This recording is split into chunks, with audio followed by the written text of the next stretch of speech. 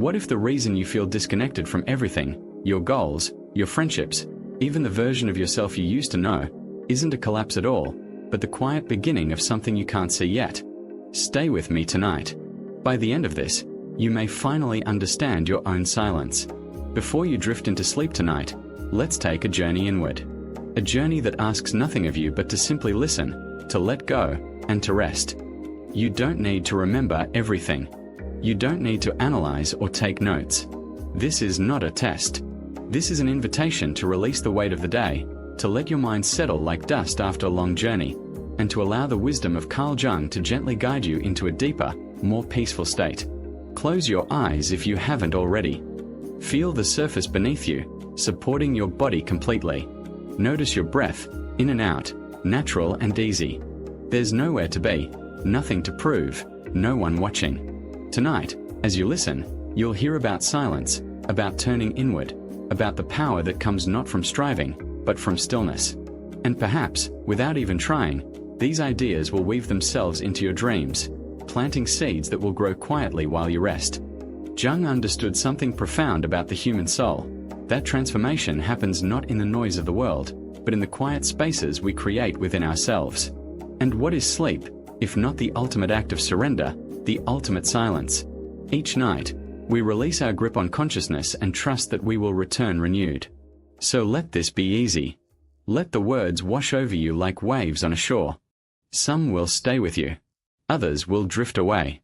And that's exactly as it should be. As you sink deeper into relaxation, remember, you are safe here. Your body knows how to rest. Your mind knows how to let go. And in this space between waking and sleeping, you are exactly where you need to be. Now, let's begin. Have you ever wondered why we expend so much energy explaining, proving, or seeking acceptance from others, when our very own selves have never truly been heard? Jung, who devoted his entire life to exploring the essence of the human soul, revealed a truth that most of us evade. Happiness does not reside in being recognized, but in self-recognition. Jung termed this journey individuation, a process in which you must courageously venture inward, gazing directly at what you have always avoided: chaos, fear, and the shadow aspects. So what truly happens when you pause, withdraw your energy from the external world, and begin to focus utterly inward? What shifts when you choose silence and allow the outcomes to speak on your behalf? That journey is not for the superficial. It demands that you confront the emptiness in the absence of surrounding noise, and summon the courage to accept that truth sometimes echoes only in silence. But it is precisely in that moment that you uncover a different form of power, the power of one who channels all energy into inner growth, into becoming the most authentic version of oneself. The question is, are you ready to embrace silence, cease explaining, and let your actions and very presence declare it all? Before we go further, ask yourself this: what would change in your life if, starting tonight, you simply stopped explaining yourself to people who were never really listening? Hold that thought, because what comes next may answer it in a way you don't expect. Part 1. Why is silence powerful? In a world where people seem endlessly vying to speak out, to prove themselves, to be seen and acknowledged, silence becomes a rare luxury. We have grown accustomed to responding instantly, to saying something that fits the moment, to defending our views lest we appear weak. Yet Jung illuminated a profound paradox. It is precisely when we dare to be silent, when we refuse the compulsion to voice ourselves, that we truly enter the realm of inner power. Silence is not merely the absence of words. It is a state of consciousness. It is the moment when we withdraw energy from external distractions to return inward. In Jung's language, this is the instant when we allow the unconscious, the profound layer often obscured by the clamor of daily life, to begin to speak. When we are caught up in speaking, we hear only the echo of the ego, the social mask, the persona we don to adapt. But when we halt, when we fall silent, the shadow rises, the repository of repressed parts, denied emotions, and true power that can only emerge when we dare to confront it. Consider a very ordinary situation. You find yourself in an argument with a colleague or a loved one. In that tense moment, instinct urges an immediate retort, a need to prove you are right, that you are not being dismissed. But once the argument cools, you realize most of what you said holds no meaning, and may even have worsened the situation. In contrast, if you choose silence, granting yourself a few deep breaths, you gain the clarity to see the bigger picture. Silence is not defeat. It is a form of control over energy, emotions, and the very dynamics at play. This is a power that noise can never attain. Modern psychology confirms this. When entering silence, the prefrontal cortex, the hub of thinking and decision-making, gains space to operate. Freed from limbic interference, we see clearly and choose wisely. Thus, the pause functions as a pause button, restoring the brain's balance and yielding sharper decisions. This clarity is the tangible form of power, not born from shouting, but from the ability to see clearly and choose rightly. Jung once said, "Until you make the unconscious conscious, it will direct your life, and you will call it fate." Silence is the path to that process. We cannot heed the unconscious amid noise. Just as to hear the sound of a stream, we must step away from the bustling marketplace. Silence provides the environment for dialogue between consciousness and the unconscious.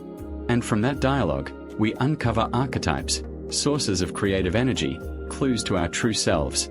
From another angle, silence is also a form of refusal. When we are silent, we refuse to join the dance of the collective ego. Modern society glorifies display. The more people know about us, the more value we feel. But in truth, the more we display, the more we deplete our inner energy. Silence is the refusal to be drained by the demands of comparison, competition, and proof.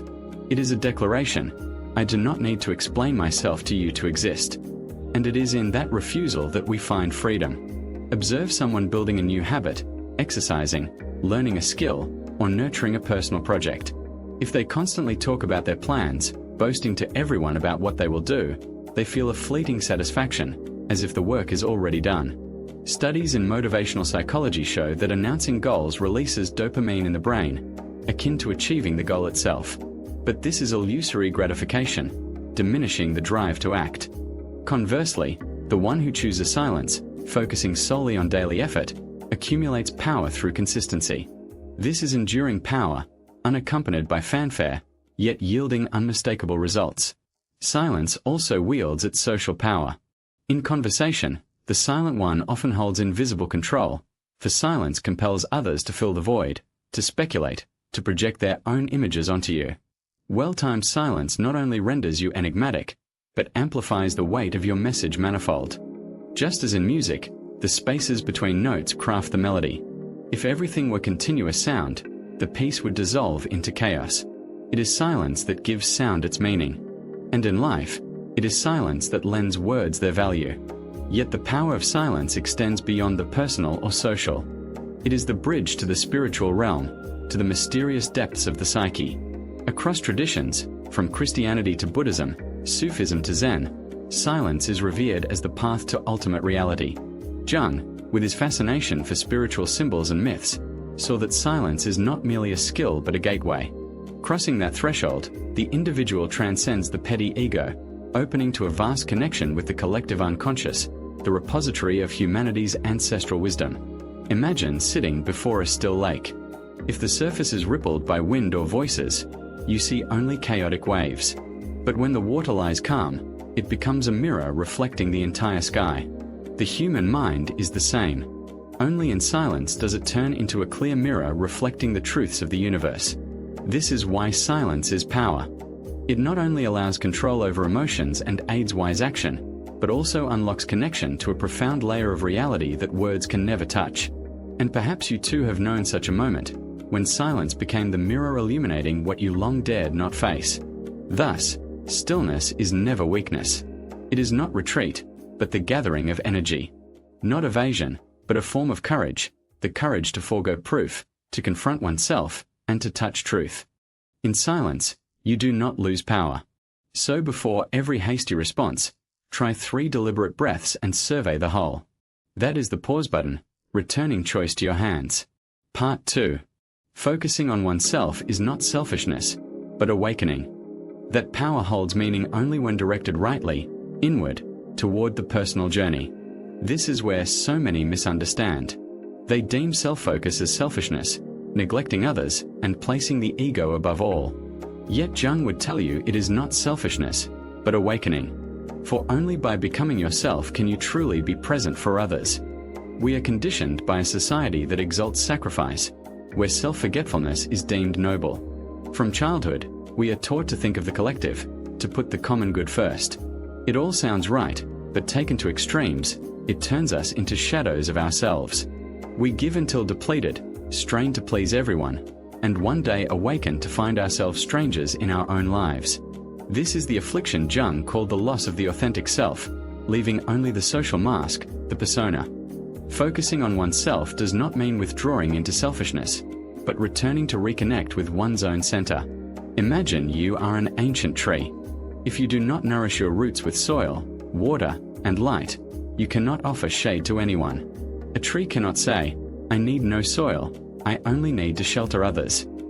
The truth is, it must draw sustenance, nurture itself first. And that is not selfishness. It is the law of survival. Humans are no different. If you neglect your inner world, fail to build your own growth, you will soon exhaust yourself and succumb to spiritual burnout, the state now termed burnout. Consider mothers who strain endlessly for their children. They work ceaselessly, sacrifice personal hobbies, and even overlook their own health. Such love is admirable, but do you see how many children grow up insecure, for they sense their mother's fatigue and tension, and their subconscious learns that love means endurance, self-sacrifice. In contrast, a mother who tends to herself, maintaining balance, imparts a different lesson. Love means living fully with oneself, to radiate peace to others. This is the point Jung emphasized. Self-focus generates radiating power, not selfishness. Modern psychology reinforces this. Studies on self-regulation show that those who prioritize their inner needs exhibit better emotional control, wiser decisions, and healthier relationships. Conversely, those who perpetually ignore themselves to appease others fall prey to anxiety, depression, and feelings of exploitation. They believe they live altruistically, but in truth, they dwell in the bondage of fear of rejection, of being unloved, unaccepted. Jung called this the dominance of the shadow. When you continually suppress your needs, that rejected part does not vanish. It burrows into the unconscious, growing stronger, until it erupts as anger, envy, exhaustion, or even illness. Thus, self-focus is not merely a wise choice, but a responsibility. It is how you dissolve the shadow before it engulfs you. Jung always stressed, you cannot give the world what you yourself lack. If you hold no peace, you sow tension. If you bear no self-love, you offer only bitter sacrifice. Self-focus also means daring to gaze at your most authentic parts, both light and dark. It is the courage to face what you typically evade. Smallness, latent selfishness, weakness you dare not admit.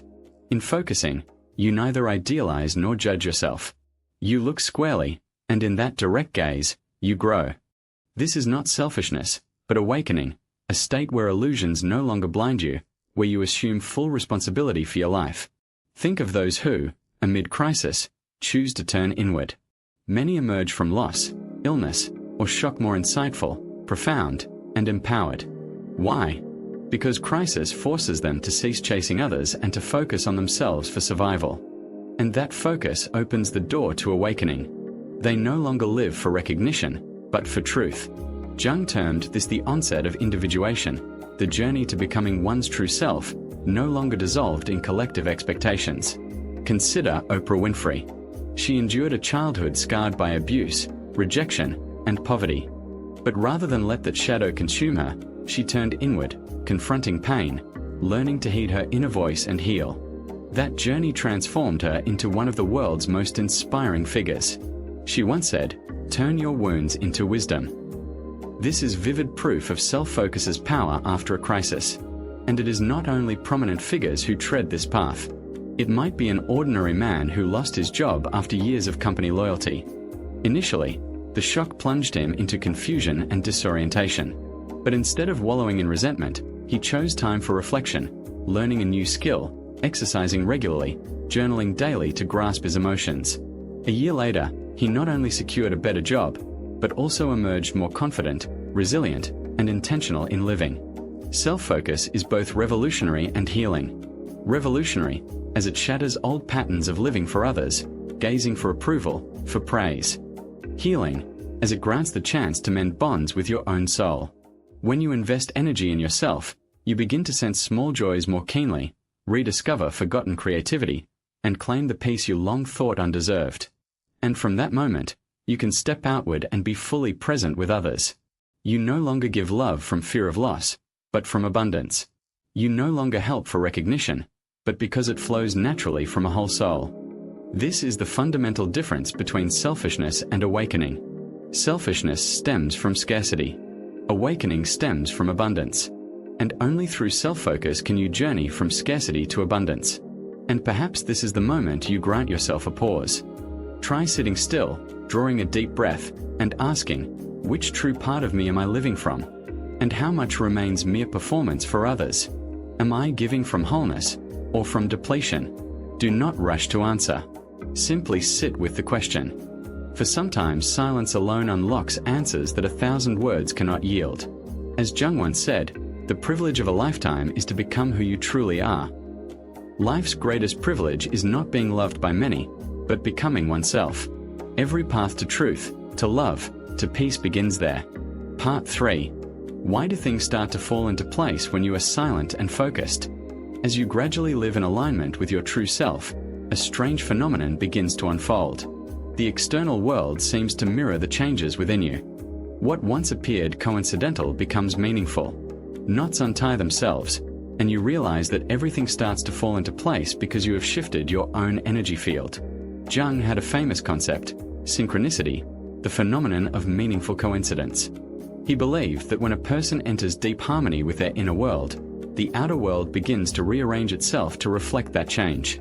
You might call it coincidence, but for Jung, it is the resonance between the inner and outer realms. Just as when you tune an instrument, all the other notes in the orchestra naturally find harmony. When you are silent and focused, you are tuning yourself, and from there, life begins to become an ordered symphony. Recall a time in your life when your mind was in turmoil, when you were pulled into countless distractions, arguments, and anxieties. At that moment, everything around you also became chaotic. Relationships strained, work faltered, friends drifted away. Conversely, there are times when you are focused, clear, and consistent in action, and you find life opening doors. You encounter the right people, the right opportunities, at the right moments. This is not mere chance. Psychology calls it the reticular activating system, a filtering mechanism of the brain.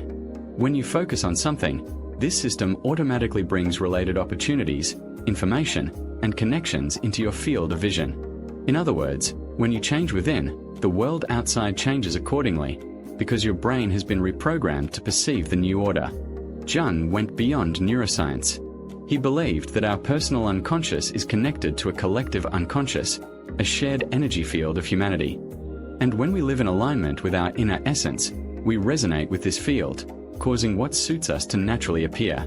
This is why those who live authentically often have strong intuition, encountering strange serendipities that others cannot explain. But in truth, it is the reflection from the inner world onto the outer. Imagine a mirror. When it is covered in dust, the image you see is distorted and blurry.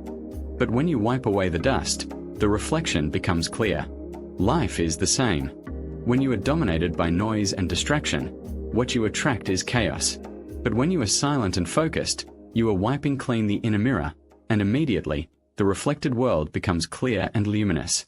Things fall into place, not because the world suddenly changes, but because you have changed your perspective, your way of interacting with it. Have you ever noticed that when you decide to buy a certain car, suddenly you see that model everywhere? This is not because more people are suddenly buying the same car as you, but because your mind has been tuned to notice it. Life operates the same way. When you focus on personal growth, you begin to see opportunities, relationships, and paths that serve that journey. What you focus on expands.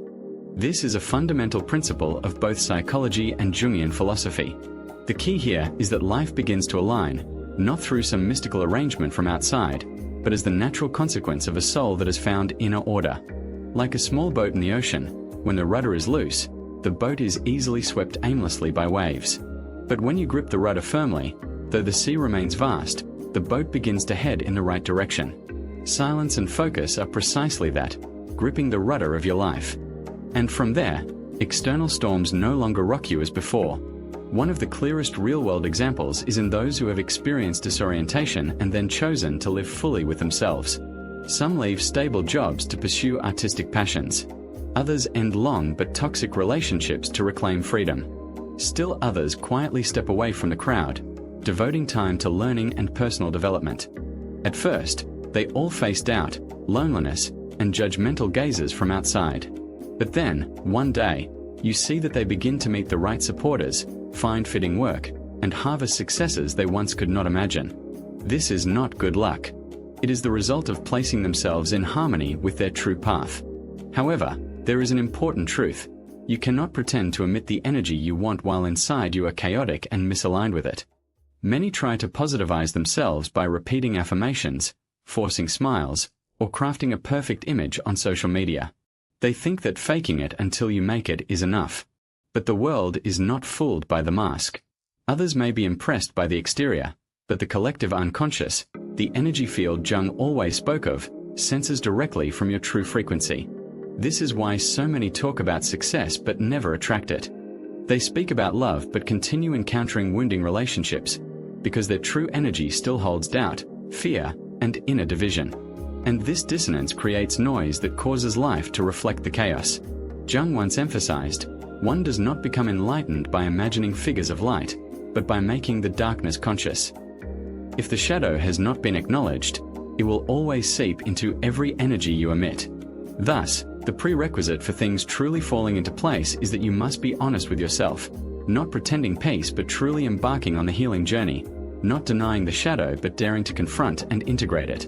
When within you becomes unified between consciousness and unconscious, light and shadow, the energy you emit will naturally be potent and clear. Remember, the universe is never chaotic. Only our minds are. And when we are silent, when we focus, the inner chaos dissolves. The outer world immediately becomes a mirror reflecting that clarity. This is why calm, focused, quiet people often give the impression that they attract everything. They do not need to compete, do not need noise, yet doors seem to open for them, because they have opened the door within themselves.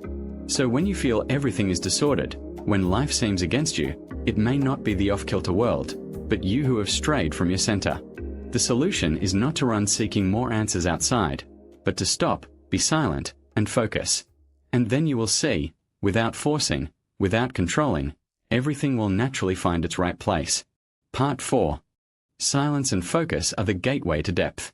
Silence and focus do not merely help you regain external balance. They open a far vaster inner journey. For when order is re-established on the surface, the door to depth begins to crack open, where you can confront the most mysterious layers of the soul, where light and shadow coexist, the space Jung called the realm of individuation. Depth in Jung's philosophy is not some abstract, distant concept. It exists within us right here, right now. But ordinarily we are drowned in the surface. Noisy news, meaningless comparisons, words that demand response, roles we must strain to uphold. Then the mind is like a lake constantly stirred by the wind. Beneath, there are countless creatures, currents, and secrets, but we never see them. Only when the water stills, when silence is established, do we glimpse that depth. This is why silence and focus are the gateway, because they restore to the mind the ability to peer to the very bottom. To truly step through this gateway, you need to create small silences for yourself. In everyday life, it could be turning off all screens and sitting in quiet for a few minutes after a long day, letting the mind not be led astray by notifications and news. It could be the habit of breathing deeply in and out before reacting to criticism, as if wiping dust from the inner mirror.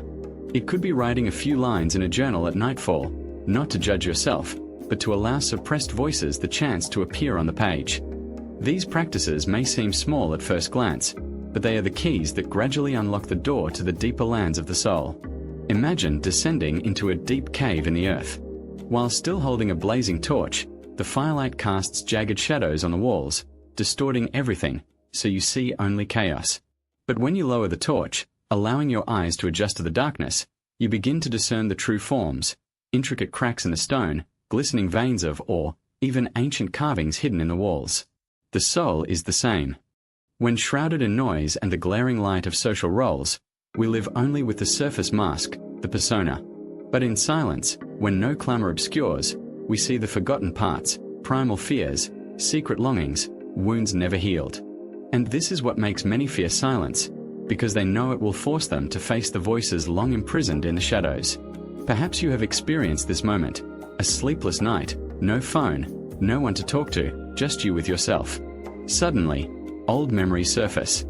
Unanswered questions arise. Why this path? Why still carry regret? Those emotions drive many to fill the void with music, movies, meaningless chatter, anything but silence.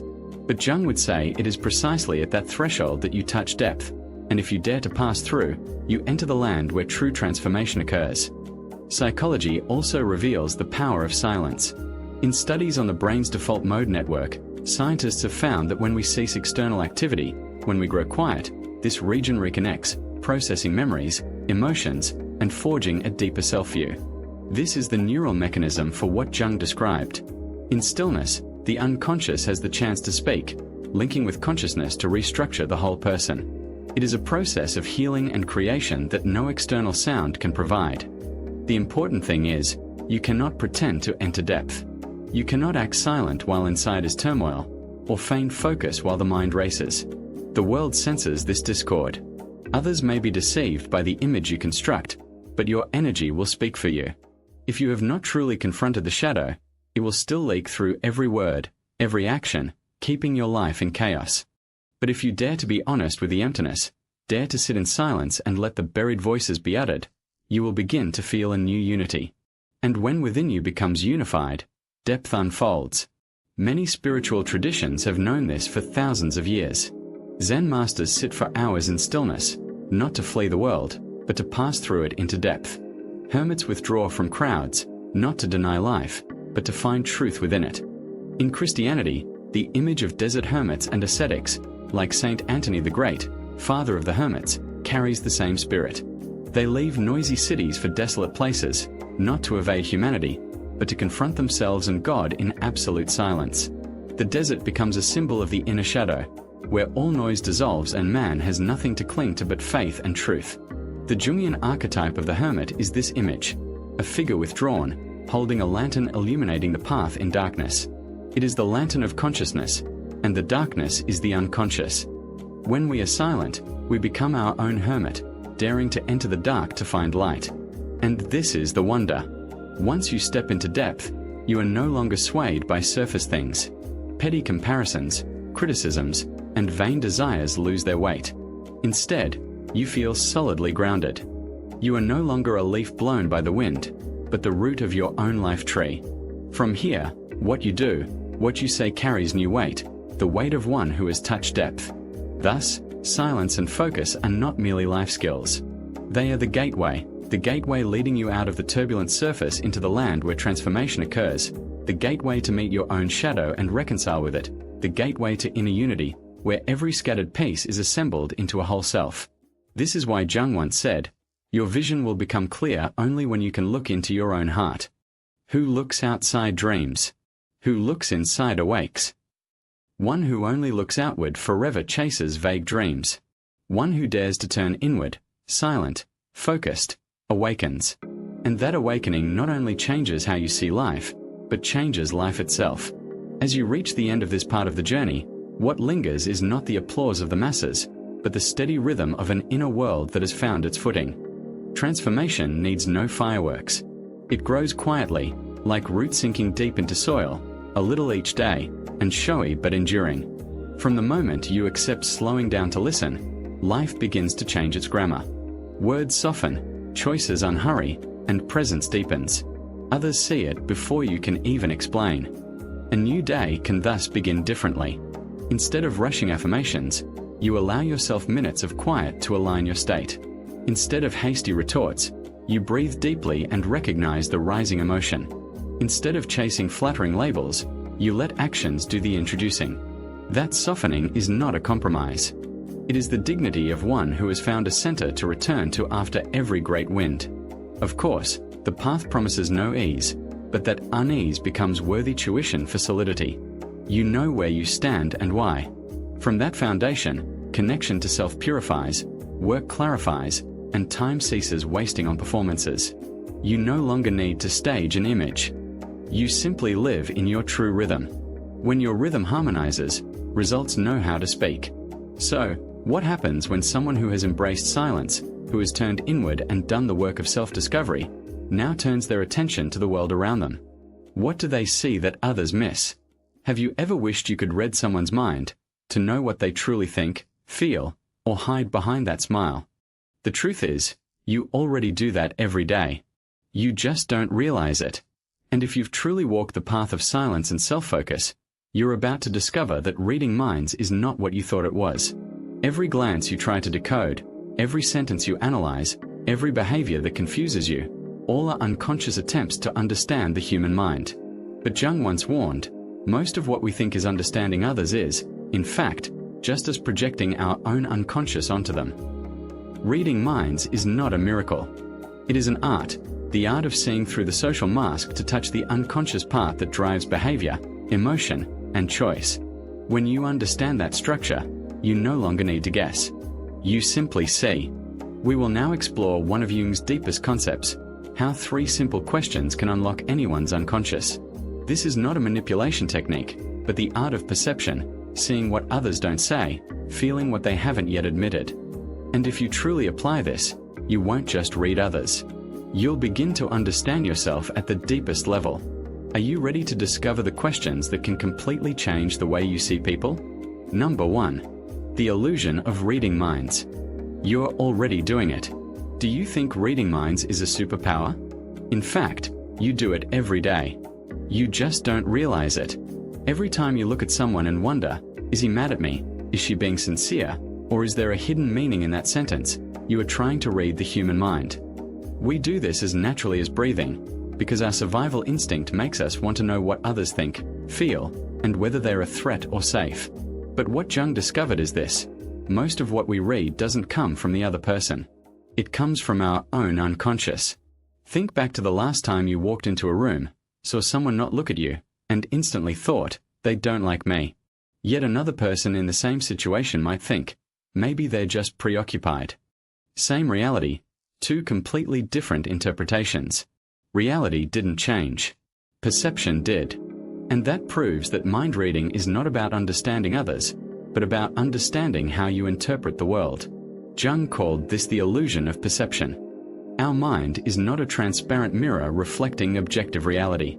It is a lens tinted by emotion, memory, and bias.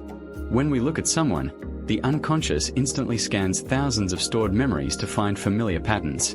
Who once looked like this? Who once hurt me? Who once made me feel loved? Then it labels, it assumes, and we call that intuition. But what we often call intuition is emotional memory reactivated. A therapist once said, when a client tells me, I feel that person is dangerous, I often ask, are you remembering the feeling of danger you once had with someone else? That question changes everything about how we read people, because if you just listen to your unconscious reactions without checking them, you're reading your own mind, not theirs. But don't get it wrong. Jung didn't deny that humans can be empathic. He meant that most of us don't yet know how to truly do it. We read others through fear, through wounds, through the need to be loved, instead of through quiet presence. That's why Jung once said, understanding your own darkness is the best method for dealing with the darkness of other people. To understand others, you must first understand yourself. And that is exactly what the next questions will help you do. Instead of trying to guess what someone means, you will learn to listen to what lies beneath the surface of behavior. You will stop asking, what do they think of me? And start asking, what makes them act this way? Because once you understand the unconscious structure that drives people, you no longer need to guess. You will see through the mask everyone wears, not with your eyes, but with awareness. I once knew a woman. Every time she entered a crowd, she tried hard to impress. She talked a lot, shared her achievements, always wanted to be the most interesting person in the room. Someone who doesn't see deeply would think she's arrogant, attention-seeking. But someone who truly sees would notice something else. That wasn't confidence. It was fear, the deep fear of being overlooked. Beneath that radiant shell was a soul in defense, trying to prove she was worthy of being seen. And when you recognize that, your judgment softens into silent compassion. Because reading minds, in the way Jung described it, isn't about guessing someone's thoughts. It's about seeing the unconscious motives driving their actions, the parts of them that don't yet feel safe enough to show. According to Jung, mind reading isn't a trick. It's the ability to see through the persona, the social mask everyone uses to protect the ego. The more confident someone appears, the more fragile they may be inside. The more someone speaks of morality, the more they might fear being exposed as weak. And once you learn to look, you'll realize people don't say what they think, they express what they fear. That's why Jung believed that to understand someone, you don't need hours of complex psychological analysis. You only need to ask the right questions, not the questions they want to hear, but the ones that reach the deepest layer of the unconscious, where logic can't hide. These questions don't even require verbal answers, because sometimes all it takes is observing a reaction, a look, or an energy, and you already know. In the next part, we will explore the first question, simple yet powerful enough to reveal the entire psychological structure of a person. What do they fear losing? Because as Jung once said, fear always reveals the shadow a person tries to hide. And when you can see that fear, you don't just read them, you read the unconscious moving within them. Number 2. The first question, what do they fear losing? There is a question that seems simple, but if you truly understand how to use it, it can completely change the way you see people. What do they fear losing the most? When you ask this question, you step into the deeper layers of psychology, where silent fears shape a person's words, actions, and even destiny. Because Jung once said, until you make the unconscious conscious, it will direct your life, and you will call it fate. Fear is the mirror of the soul. It not only reveals what someone is trying to hide, but also shows you which part of them is in control. The one who fears losing love will try to please. The one who fears losing freedom will always keep a distance. The one who fears losing their image will create a perfect mask. When you ask what they fear losing, you begin to look beyond surface behavior and touch the unconscious motive, where their true self trembles in search of safety. I once heard the story of Claire. Intelligent, confident, yet always overreacting whenever she was criticized. Just a small comment was enough to make her feel offended. She would argue, defend herself, sometimes even cut off contact, as if protecting something precious. If you only look at her behavior, you'd see arrogance. But if you ask what she fears losing, you'll see the fear of being disrespected. Deep down, Claire wasn't defending her pride. She was protecting the feeling of being enough, something she had sacrificed a lot to gain. When you see that, judgment melts away, replaced by compassion. That is the power of this question. It melts the ice between two souls. When you look at others through its lens, you stop reacting. You begin observing. You no longer want to win the conversation, but to understand. And that quiet presence makes the other person feel safe, because for the first time, they are not being analyzed but seen. Jung once called fear the language of the shadow. The shadow is the part of us that contains repressed emotions, shame, weakness, jealousy, insecurity. When someone fears losing something, it is their shadow that is speaking. A girl afraid of being abandoned may become controlling. A man afraid of failure may become overly ambitious. A person afraid of not being loved may do everything to make others need them. But when you ask what they fear losing, you no longer see irrational behavior. You see a soul trying to survive. This question is not just a tool for reading people. It is a practice of compassion. Because to see someone else's fear, you must touch the fear within yourself. When you realize that you too have once feared being forgotten, dismissed, or rejected, you stop reacting. You simply understand in silence. In the Bible, there is the story of King Saul and David. Saul, once admired by the people, began to fear when David became more beloved. He didn't hate David. He feared losing his throne, his love, his very image of himself. And that fear destroyed him. Jung would say Saul wasn't defeated by David. He was defeated by the fear of losing the self he believed he was. The question, what do they fear losing, reveals this truth. People are not driven by logic, but by what they cannot afford to lose. And interestingly, when you truly observe others through this question, you begin to reflect on yourself. Why do you feel irritated by boastful people? Maybe because you also fear being looked down on. Why do you resent controlling people? Maybe because you also fear losing your freedom. When you ask what do they fear losing, you are holding a mirror, and sometimes what you see reflected is your own unspoken fear. Jung once said, where your fear is, there your task is. In the place you fear most lies the part of your soul that longs to be seen. Therefore, Each time you ask this question about others, also ask yourself, what do I fear losing?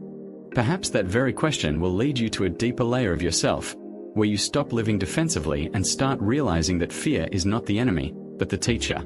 There is an ancient Eastern metaphor. Within every human being there sleeps a dragon. The dragon is not a monster, but repressed energy, fear, pain, and wounds. The more you fear it, the stronger it becomes. But when you dare to name it, the dragon becomes your guardian. Humans are the same. When you dare to face what you fear losing, you stop being controlled and begin to be free. That is why Jung said that reading people's minds is not to control them, but to see the human behind the mask. Every time you ask what do they fear losing, you touch one of the deepest layers of psychology, the layer of understanding. And in that moment, both are transformed.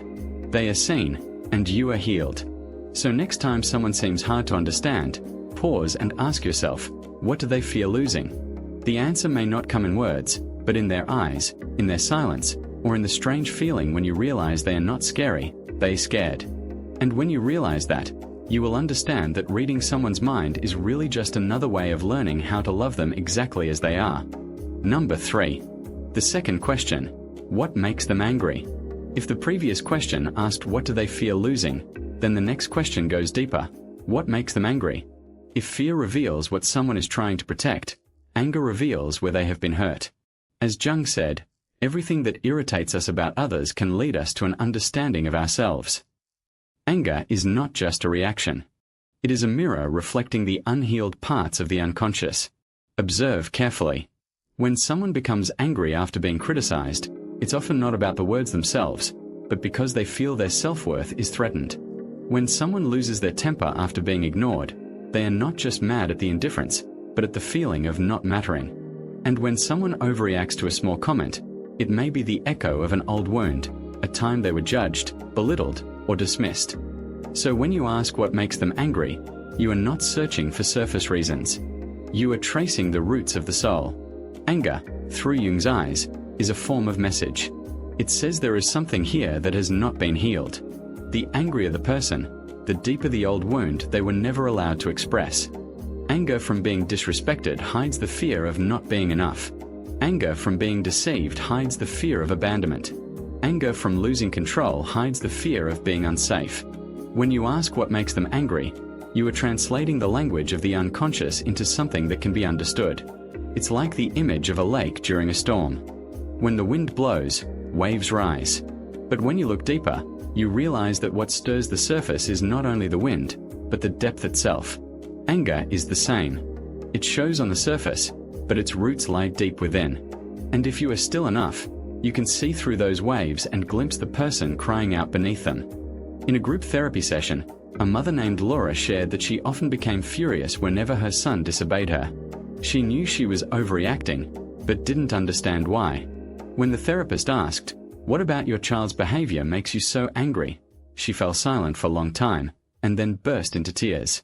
"I feel useless, just like my mother made me feel." That single question opened the door to an unconscious layer she had never touched before. She realized her anger wasn't really directed at her child, but at the unhealed memory of the little girl who was once scolded for not being good enough.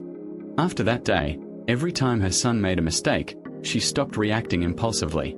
Instead of shouting, she took a deep breath, knelt down to his eye level, and said, "I understand. Let's do better next time." Gradually, the boy stopped fearing her and began to trust her. Their relationship became softer and closer, because once the mother saw her own anger, she learned to see her child through the eyes of compassion. That is the power of asking what makes them angry, because sometimes, when you're calm enough to ask, you not only help others understand themselves, but also help them recover the tenderness that fear once buried. If you practice this question in daily life, you'll notice it completely changes the way you see people. When someone shouts, ask yourself, what pain makes them shout just to be heard? When someone turns cold, ask, what are they so afraid of that they have to build this wall of ice? Each question like this expands your heart. You stop wanting to react and start wanting to understand. And in that moment, you not only read their mind, you touch their humanity. Neuroscience has explained this. When humans become angry, the primitive emotional center of the brain is activated before the rational part can intervene. That means anger is often an unconscious reaction, not a deliberate choice. It flares up to protect the ego from feeling threatened. But interestingly, the very moment you can observe anger, whether yours or someone else's, without reacting, you activate the higher parts of the brain linked to self-awareness and compassion. You begin to read minds not through logic, but through awareness. When you see someone angry, don't look at them as a problem. Look as if their soul is trying to say something it doesn't yet know how to express. And perhaps that's why truly calm people are not calm because they have no darkness, but because they have faced it. They don't let anger control them, because they've realized anger is not the enemy, but a signal. It points us toward the place that needs healing, toward the wound that, once recognized, will no longer have power over us. So next time you want to read someone, don't just listen to what they say. Listen to what makes them angry. That is the most primal language of the soul. When you can see through anger, you don't just see who they are. You see your own shadow reflected within them. And in that moment, true understanding begins. Number 4. The third question: how do they treat those who cannot benefit them? If the second question helps us see what someone fears losing, then the third question reveals who they truly are. How do they treat those who cannot benefit them? Jung once said that a person's true nature cannot remain hidden forever, because the unconscious always finds a way to express itself through everyday behavior. Some people use words to show kindness, but if you simply observe how they treat the waiter at a restaurant, the janitor, or someone they don't need to impress, you will see their real character. True kindness is not a social strategy but the instinct of a mature soul. A truly compassionate person isn't kind to be praised. They are kind because they cannot be otherwise, because within them, consciousness and instinct have already merged. The ego and the soul have become one. I once heard a story from a viewer, a creative director at a major media company. To everyone around her, she was the image of success, eloquent, graceful, respected wherever she went. But one evening, after a meeting, she went out for dinner with her team. When the young waiter brought the wrong dish, she didn't get angry or annoyed. She simply smiled and said, "It's okay. I've done this job before.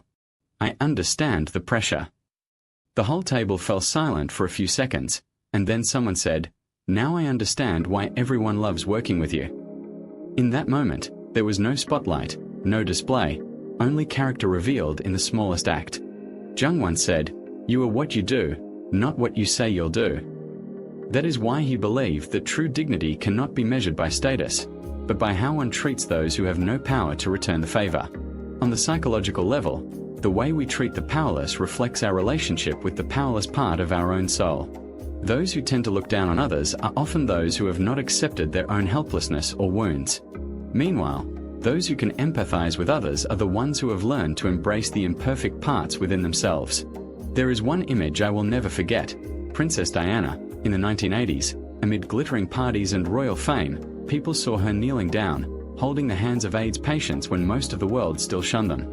No grand speeches, no cameras needed, just a simple gesture. Yet it moved humanity. In that moment, she was no longer a royal figure. She became the embodiment of compassion that transcends ego. That act proved what Jung believed. When one acts from the soul instead of from the persona, the social mask, that act has the power to awaken the world. If you want to read someone's mind, observe them when they think no one is watching. A person can speak about kindness all day, but only in the smallest moments, when they face someone weaker, when there is no benefit and no audience, will you truly see who they are. Because real character doesn't need a stage. It only needs a moment to show itself. When you ask someone how they treat those who cannot give them anything, you are not just reading their mind. You are inviting their soul to step out of its disguise. That question strips away the persona shell and forces them to confront their authentic self. They may avoid the answer or be surprised, but the unconscious will remember. And that is the first step toward awakening. If you look closely, the world is divided into two kinds of people: those who use kindness as a tool, and those who live kindness as an instinct. The first acts with purpose. The second acts because they can't do otherwise.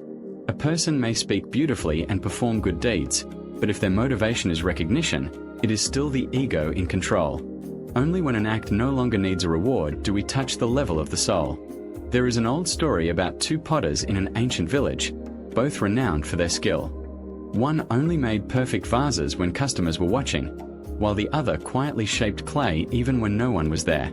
One day, someone asked the second potter, "Why do you still polish the bottom of the vase, the part no one sees?" He smiled and said, "Because someone does see me." That is the quality of a mature soul, doing what is right even when no one is watching. And that is also how you can read minds at the deepest level, not through mystical intuition, but through quiet observation. When you see someone bending down to help a stranger without expecting thanks, when you hear someone speak kindly even to those of no status, you are witnessing the presence of their soul. Ultimately, the question, how do they treat those who cannot benefit them, is also a mirror for ourselves. The way we see others reflects how we treat the fragile parts within us. When you learn to be gentle with those who have nothing to give back, you are also learning to be gentle with the vulnerable side of your own soul. And perhaps that is what Jung wanted us to understand, that reading others is not about control, but about awakening our humanity. Because in the end, the deepest mind cannot be read by the intellect. It can only be felt by a heart that has learned to see the soul in every human being, even in the smallest of moments. Number 5. The mirror principle. We don't read them, we read ourselves. After the 3 questions Jung proposed, about what people desire, what they fear, and how they treat those who cannot offer them anything, there lies a deeper paradox that few notice. When we read others, we are not truly reading them, but reading ourselves.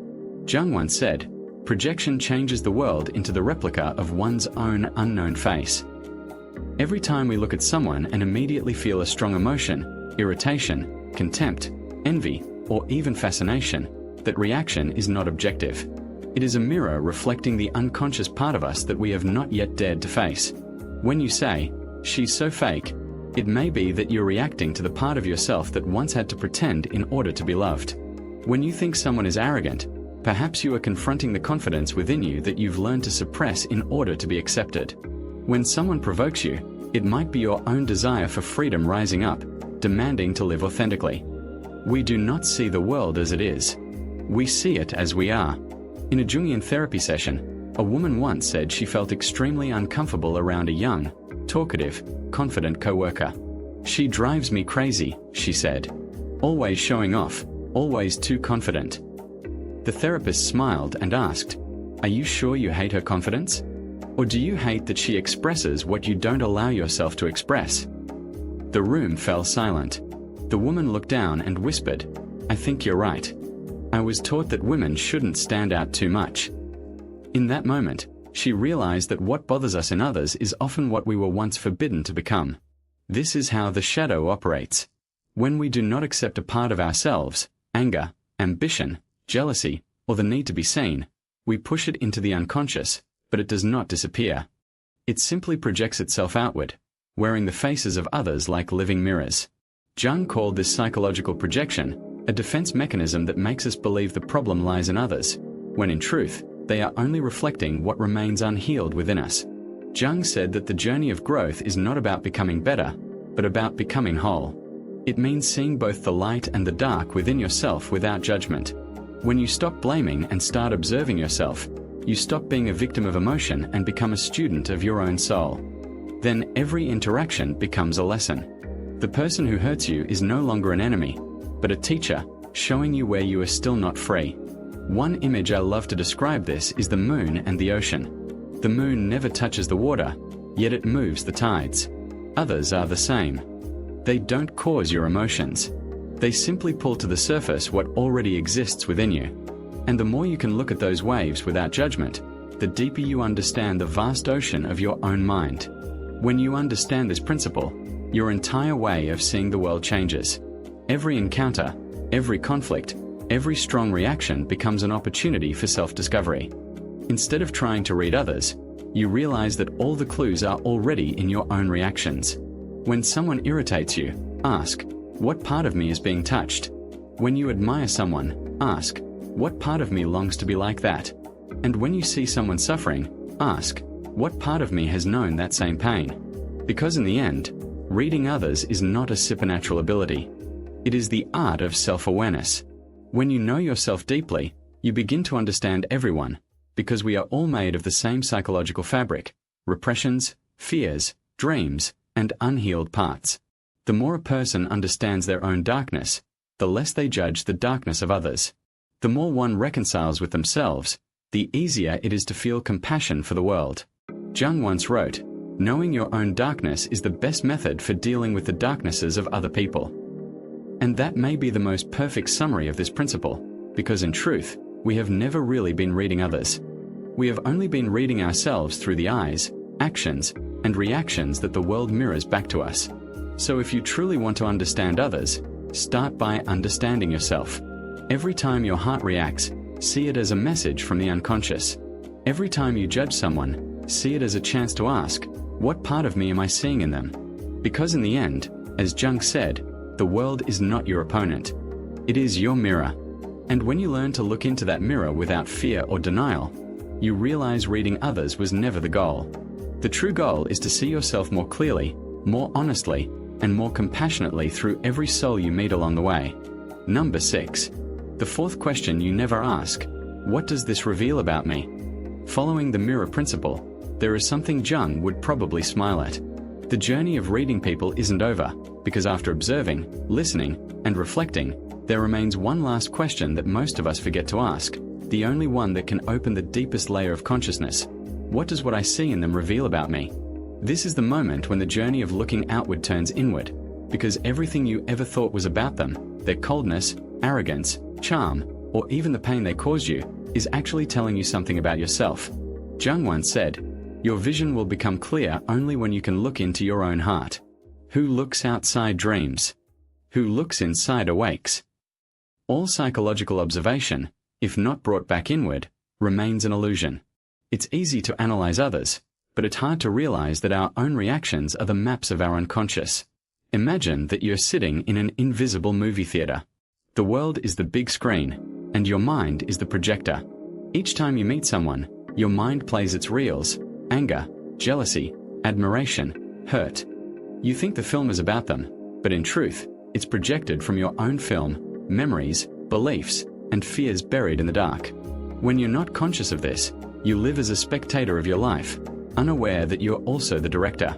The outer world is only reflecting the content you're not yet ready to face. In the film Good Will Hunting, the protagonist Will is a genius hiding behind arrogance and cynicism. He attacks everyone around him, always reading them first so he won't get hurt. But the therapist Sean sees the fear behind that wall. In a memorable scene, Sean tells him he's afraid of what he might become if he stops hiding. When Will finally breaks down, we see the truth. People aren't really afraid of others understanding them. They're afraid of understanding too clearly what's hidden inside. Jung's fourth question is an invitation to dismantle that defense. Every time someone hurts you, the moment is giving you a chance to see what is still unhealed. When someone makes you jealous, instead of asking, "Why do they have what I don't?" ask, "What part of me feels lacking?" When someone makes you uncomfortable, instead of judging, ask, "What fear of mine is being touched?" With that small shift in perspective, you move from victim to observer, from reaction to awareness. A woman once shared that she despised fake people. They made her irrationally angry. But through therapy, she realized that what she really hated wasn't them. It was the memory of herself, years ago, when she had to fake being happy, confident, and strong just to be loved and accepted. She didn't hate others. She hated the part of herself that had been weak, that had worn a mask to survive. And when she could look back on that memory with compassion instead of shame, the irritation disappeared. She said, "I no longer see fake people. I only see people trying to survive the best way they can." That is the transformation Jung called integration, when you no longer divide the world into me and them, but recognize that everything is a reflection of the same consciousness. When you understand that others are your mirrors, you no longer need judgment to feel safe, nor mind reading to protect your ego. You simply listen with the still presence of someone who has seen their own darkness. Then you understand that reading minds is not a supernatural power. It is the ability to be so present that others feel seen. But to see others that deeply, you must first dare to see yourself. The outer world is only a classroom, and every person you meet is a test to show how well you've learned. So next time someone makes you angry, jealous, or strangely moved, don't rush to read them. Pause and ask the fourth question, the one no school teaches, but the one that leads to inner freedom. What does this reveal about me? When you truly dare to ask, and to listen to the answer, the outer world begins to change, not because others are different, but because you no longer see them through the broken mirrors of the unconscious. You no longer need to understand others to feel safe, because your safety comes from within. You don't need anyone to expose their mind, because you are calm enough to sense it. And in that moment, you realize, when you truly understand yourself, you no longer need to read others, because you begin to feel them, not with your eyes, but with your soul. If you want to learn to read others, start by observing the only person you carry into every encounter, yourself. And perhaps, in the silence between two breaths, you'll hear the quietest yet truest voice within whisper, "Now I understand." A person who can read minds in Jung's way is not someone with a supernatural gift, but an artist of the soul, someone learning to listen to the human spirit amid a noisy world of pretense and judgment.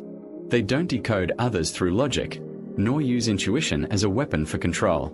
Instead, they patiently observe, as if every glance, gesture, and moment of anger is a language of the unconscious waiting to be understood. Every time they ask, what do they fear losing? What makes them angry?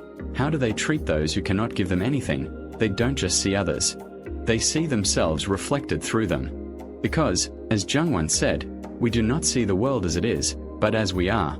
When you understand this, reading minds is no longer a game of intellect. It becomes an art of compassion.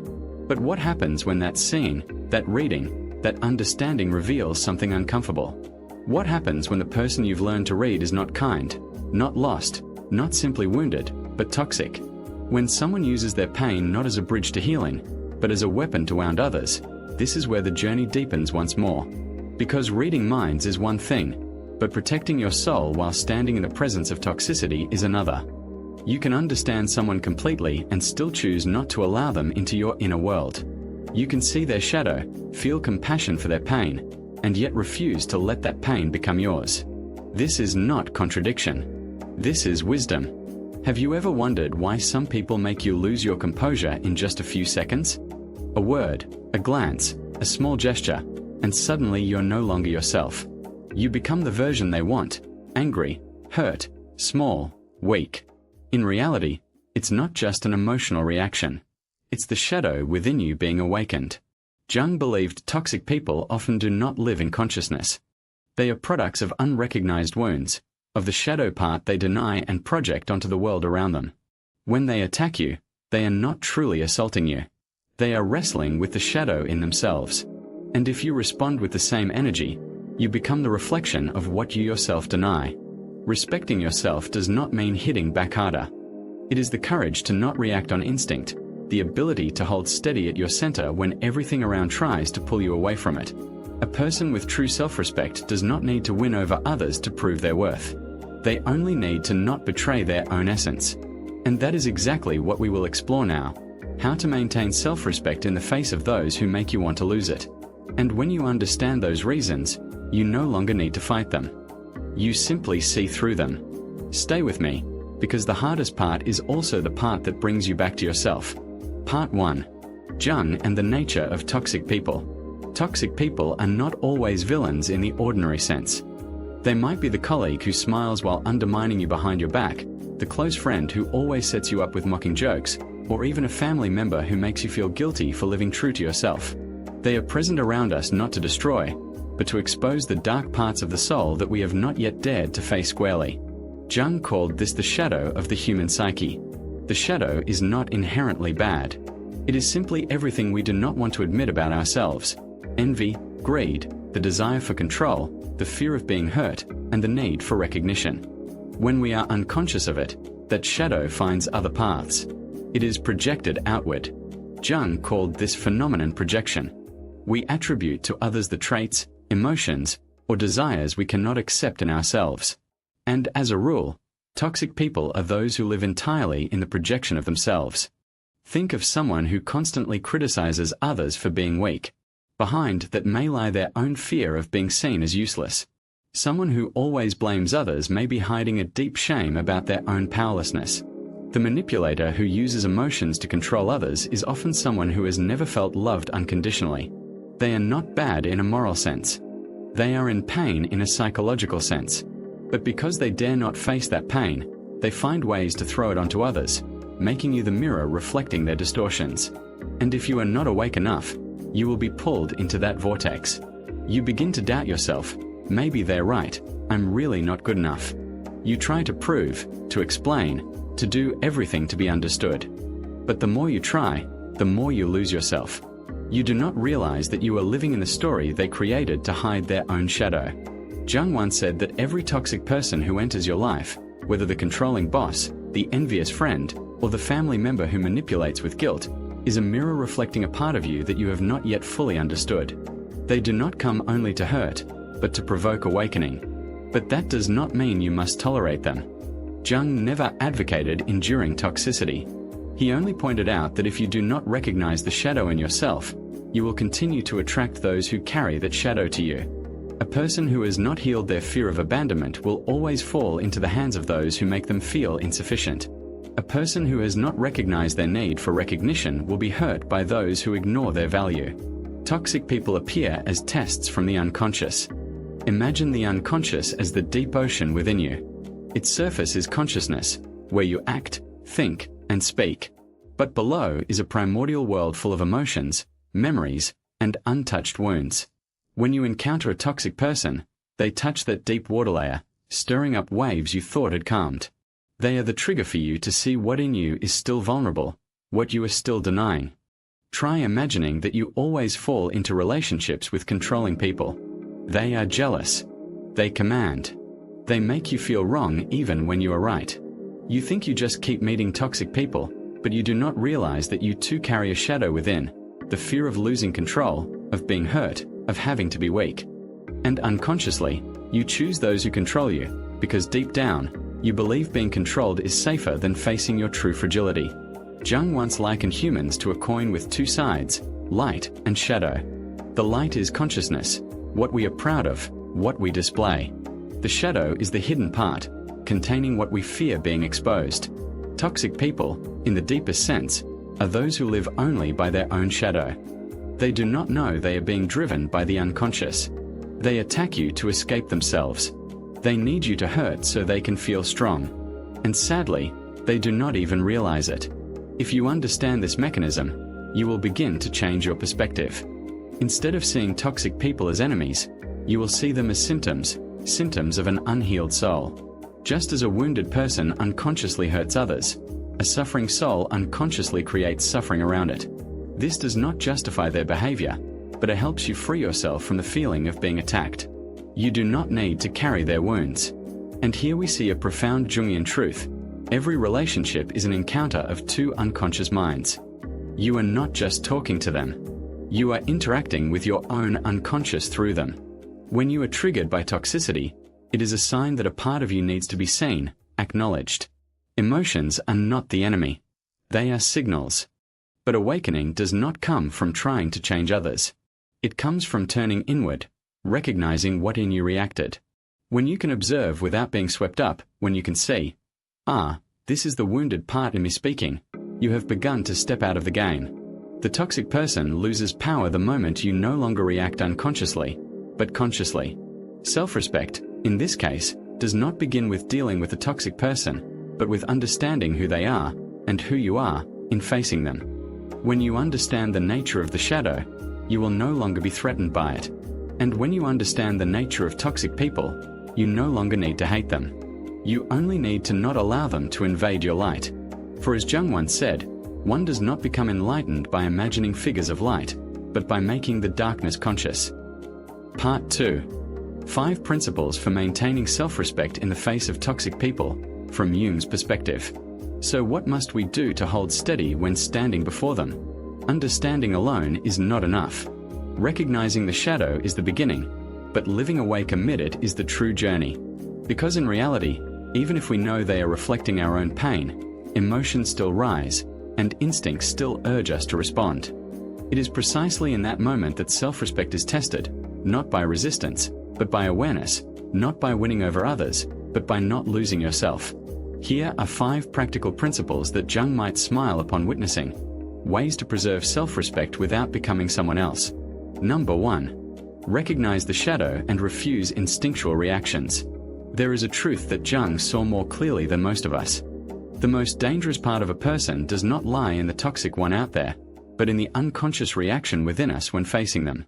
When someone insults, offends, or belittles you, the instinctual part in us, formed by ancient survival instincts, immediately rises. You want to counterattack. You want them to hurt as you are hurting. But it is precisely in that moment that you are being controlled by your own shadow. And if you do not recognize it, you will become the mirror reflecting exactly the person you despise. The first step in practicing shadow recognition is to accept that the shadow exists.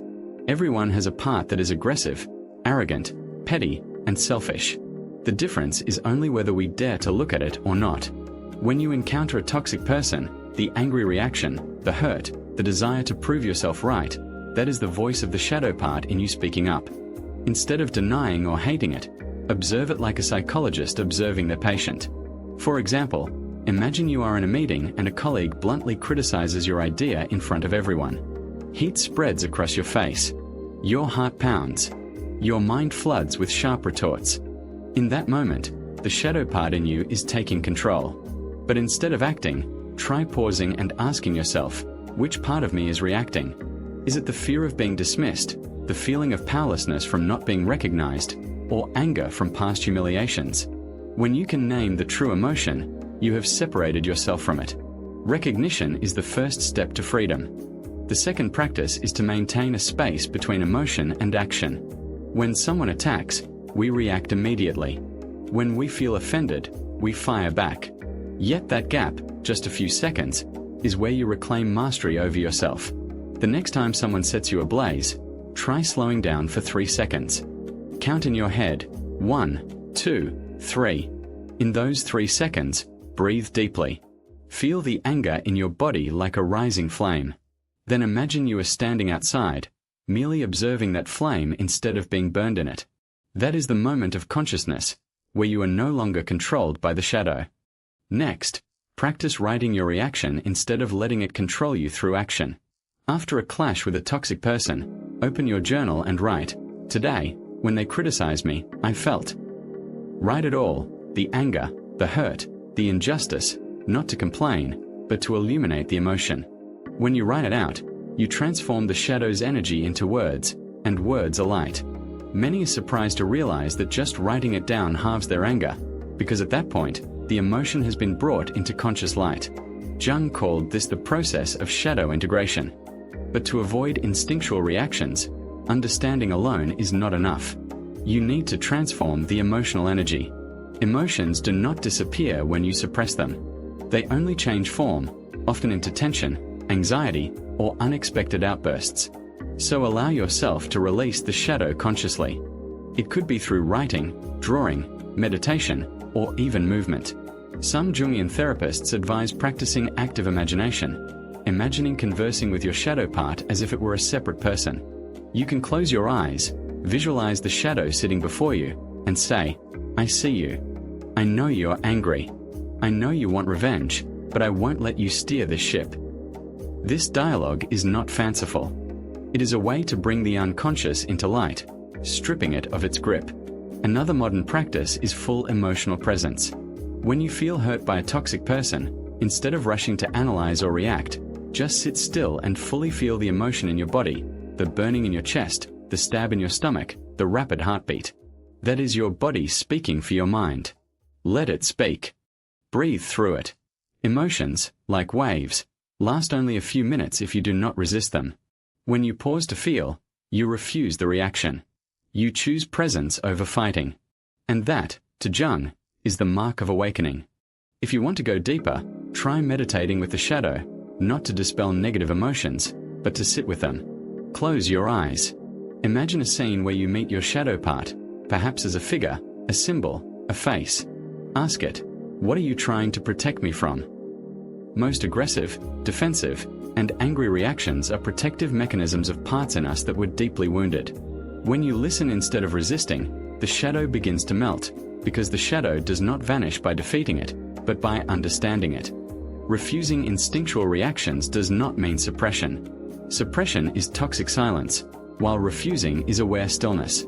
When others belittle you, instead of immediately defending, observe which part of you is being touched.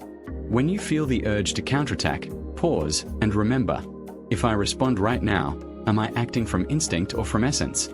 Each time you choose conscious silence, you are forging the greatest spiritual strength, mastery over yourself.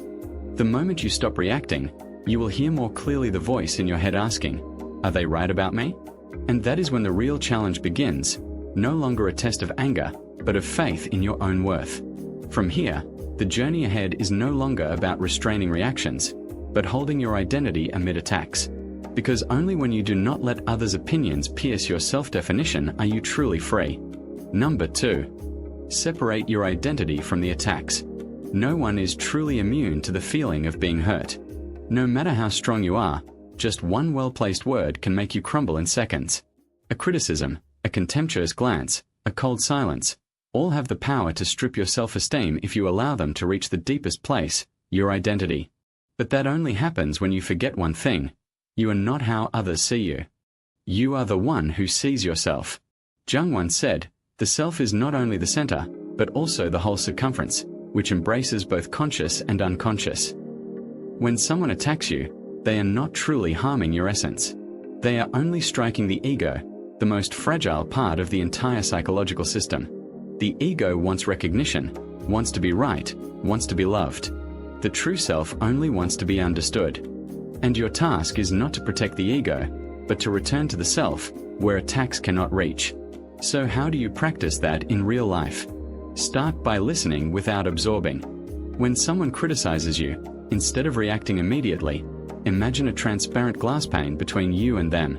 Their words echo. You hear clearly, but they only touch the pane and fall away. You still see, acknowledge, but do not let it penetrate.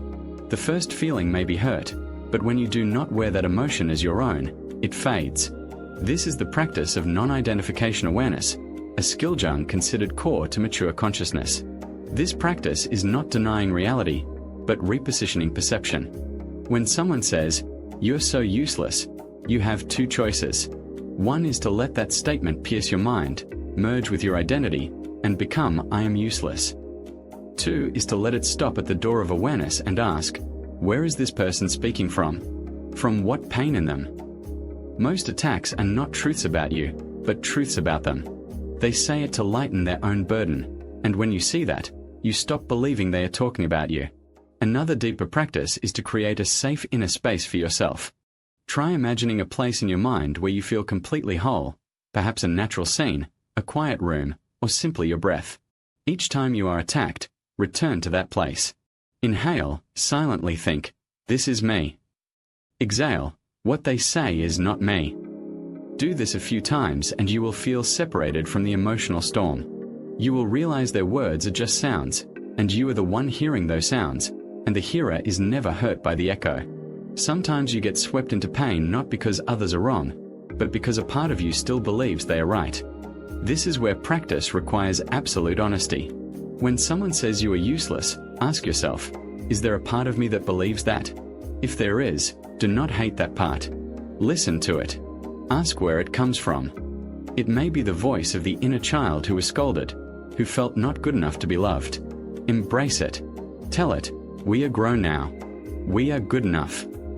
When you heal the part that believes it isn't enough, external attacks lose their power. No one can hurt you with words if they cannot touch the bleeding wound inside.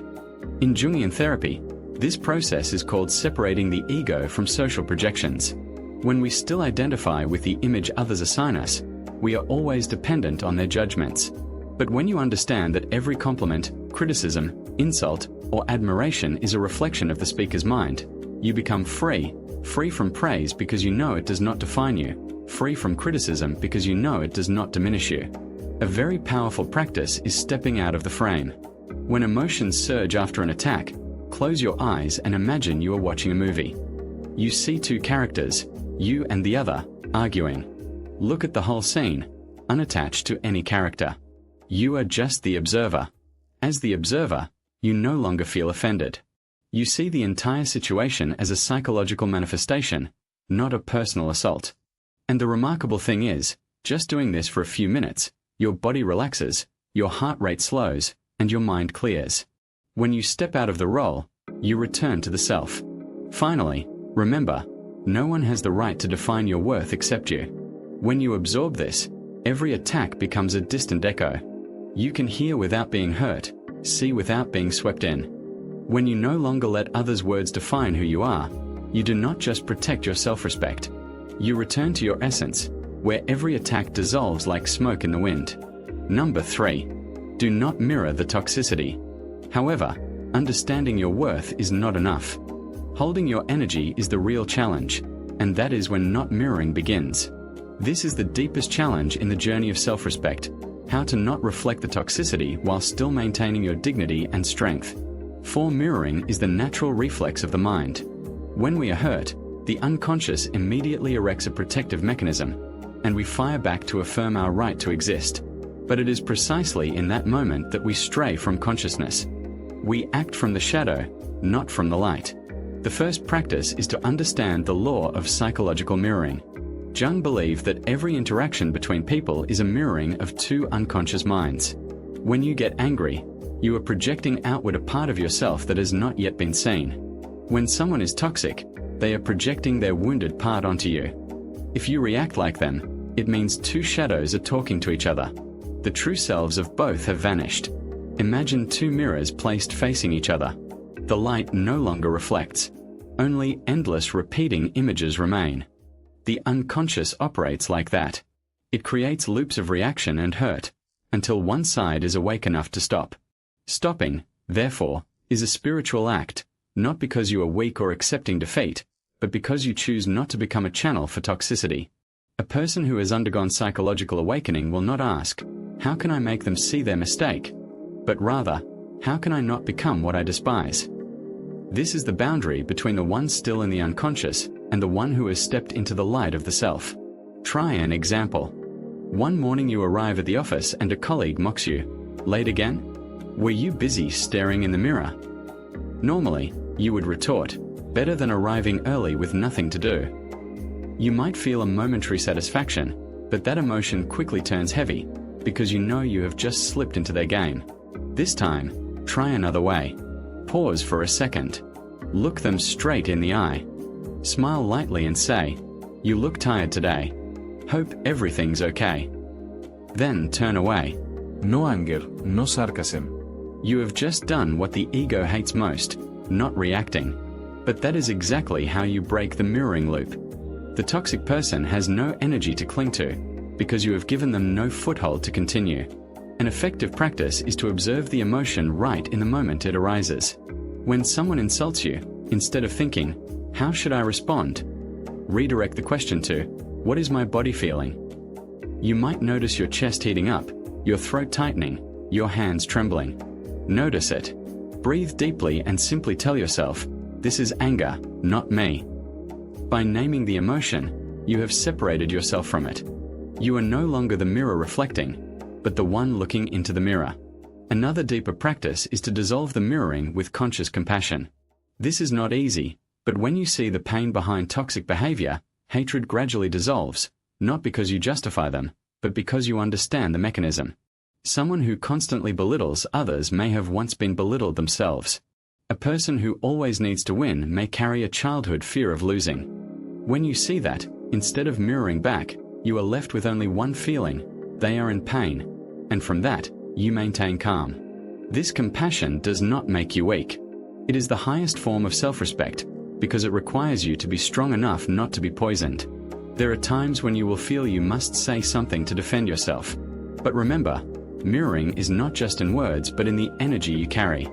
If you speak to prove yourself, you are still in their game. If you speak from clarity, you are breaking it. So try speaking with the energy of the self, calm, clear, without retaliatory emotion. Instead of "Don't talk to me like that," try, "I won't continue this conversation," while the tone remains short, decisive, without hatred. The wall of mirrors collapses when you do not throw back the brick they hurled. The world is not short of toxic people, but what matters is not how many of them you encounter, but how far they can reach into you. If they only touch the ego, you will react. But if you live from the self, they only hit emptiness, like an arrow shot into the void. It cannot hurt anyone. It just falls in futility. At this point, you are not just defending yourself. You are acting like one who is individuating, the person who knows who they are, knows what they need, and no longer requires anyone's permission to protect it. Number 4. Setting boundaries is the behavior of the one who is individuating.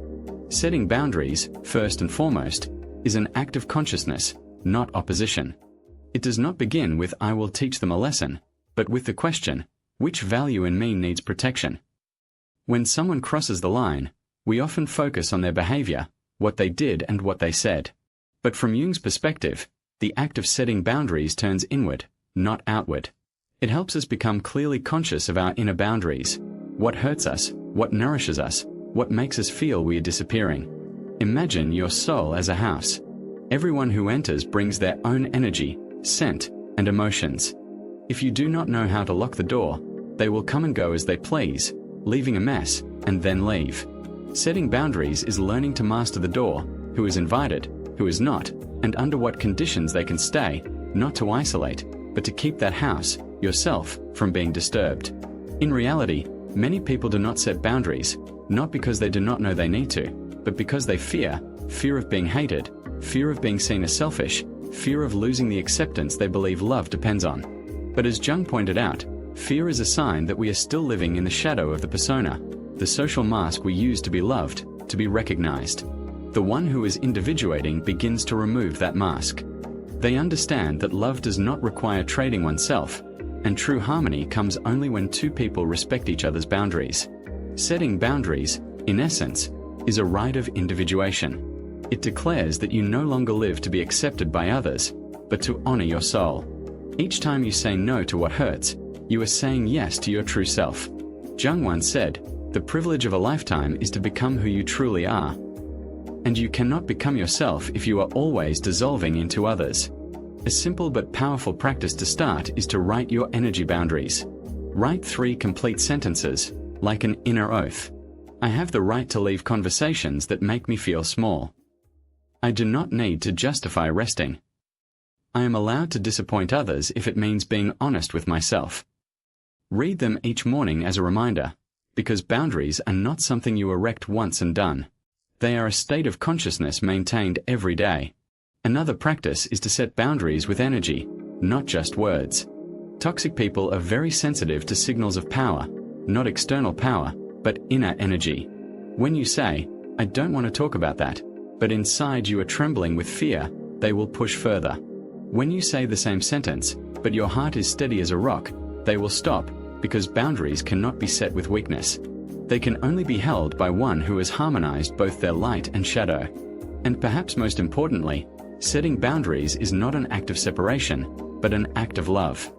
When you say no to what is wrong, you are protecting your capacity to love, because love cannot bloom in resentment, and kindness cannot grow on a foundation of exhaustion.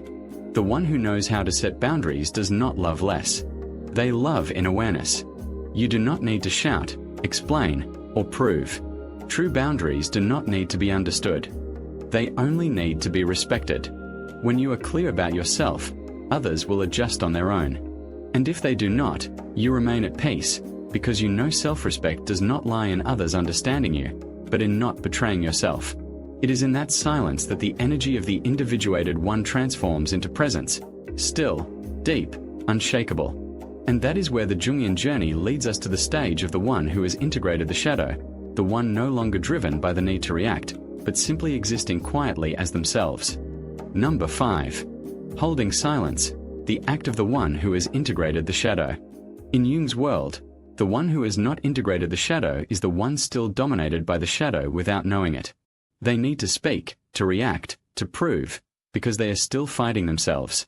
But the one who has recognized and reconciled with that part, who understands that within them is both light and shadow, is no longer compelled to react to every provocation. They do not hold silence out of resignation. They hold it because they no longer need to prove anything. Imagine you are sitting in a room with someone who always attacks you, words sharp as knives, tone full of sarcasm. Normally, you would feel your blood boil, wanting to retort, to get justice. But this time you just listen, no justifying, no defending. You look them straight in the eye, breathe deeply, and choose silence, not because you have nothing to say, but because you understand that every battle needs 2 people, and you no longer want to participate. In that moment, you do not lose. You rise above. Holding silence is the manifestation of transformed energy. When you are silent amid attacks, you are not suppressing the shadow. You are witnessing it. You see the anger, the hurt, the instinct to react rising, but you do not let it act on your behalf. That is the moment you make the shadow conscious. Many misunderstand silence as passivity, but in reality, silence is a form of action at a deep level. It is a conscious choice not to let another's energy control you. Like the surface of a lake, when the wind rises, the ordinary person stirs with the wind, while the cultivated one lets the water remain still. That stillness is not avoidance, but the strength of an inner world forged through suffering.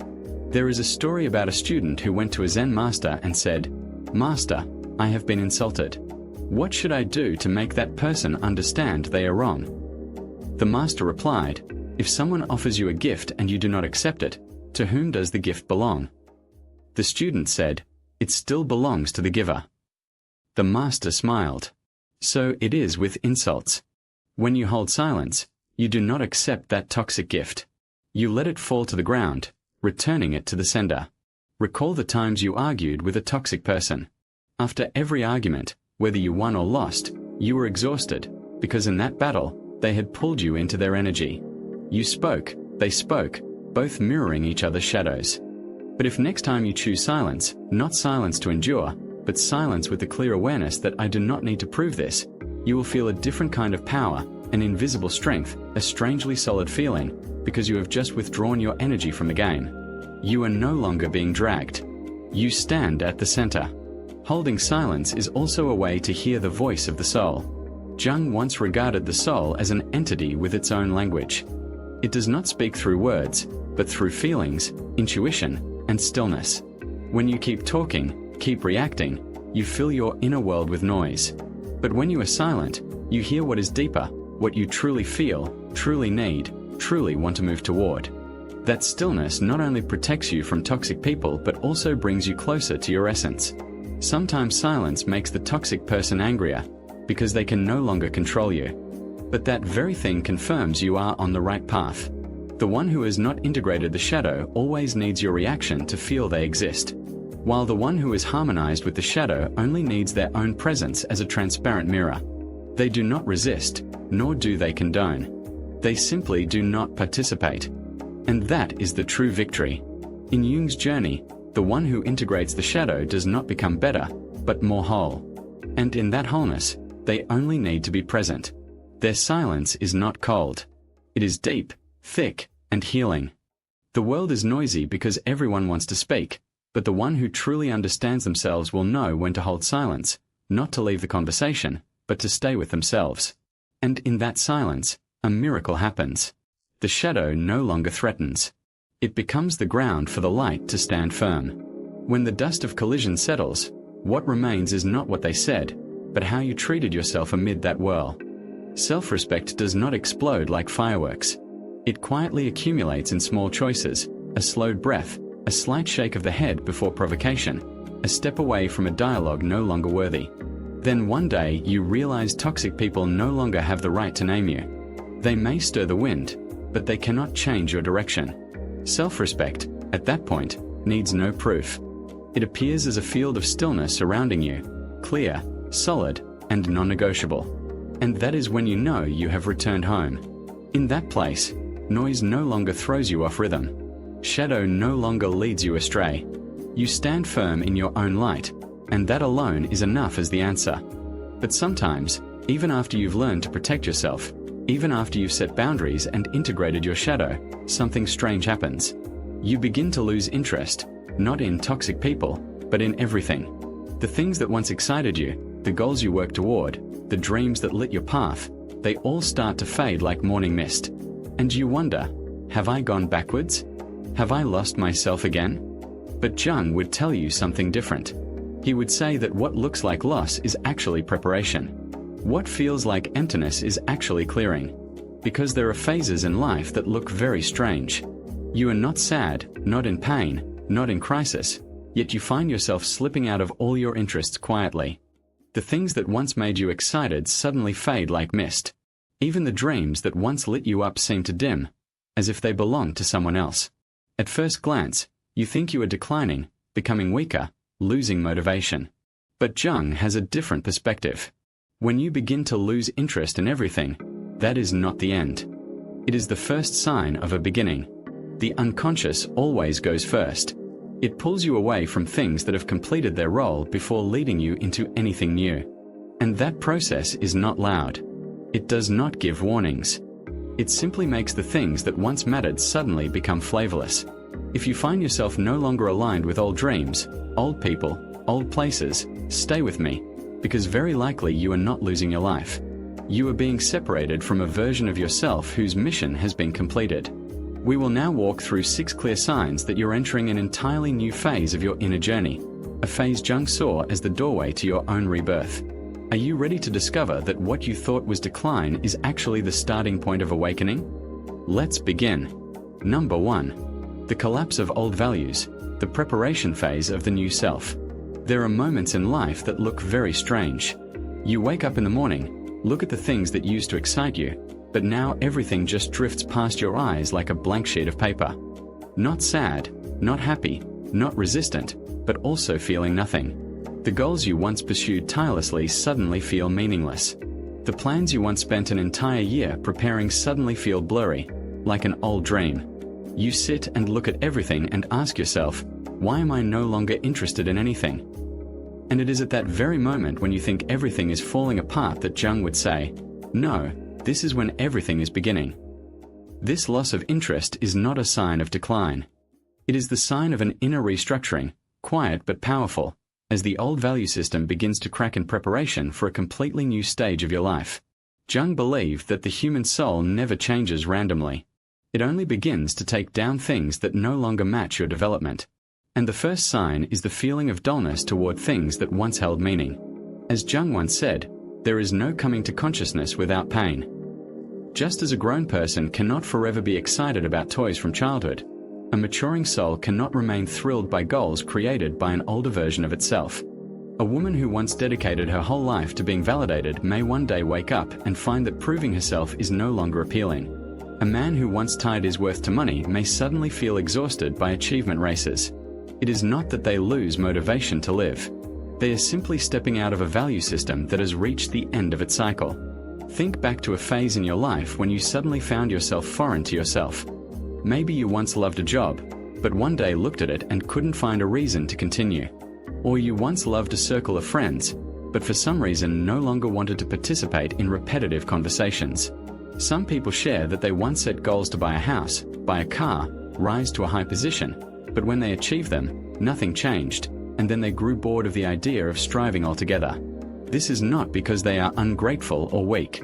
It's because their soul has entered a new stage where old values are no longer enough to nourish their growth. One viewer shared that he spent 10 years climbing to a managerial role at a large corporation. When he achieved it, he threw a big celebration, but only 3 months later, he felt like he was living someone else's life. He lost all interest, not because the job got worse, but because his inner value system had changed without him realizing it. One night, he said he sat in his car in front of the office for over an hour, not out of hatred, but because he could not find a convincing reason to step inside. That loss of interest was the first sign of an internal redirection, when the new self began demanding its voice.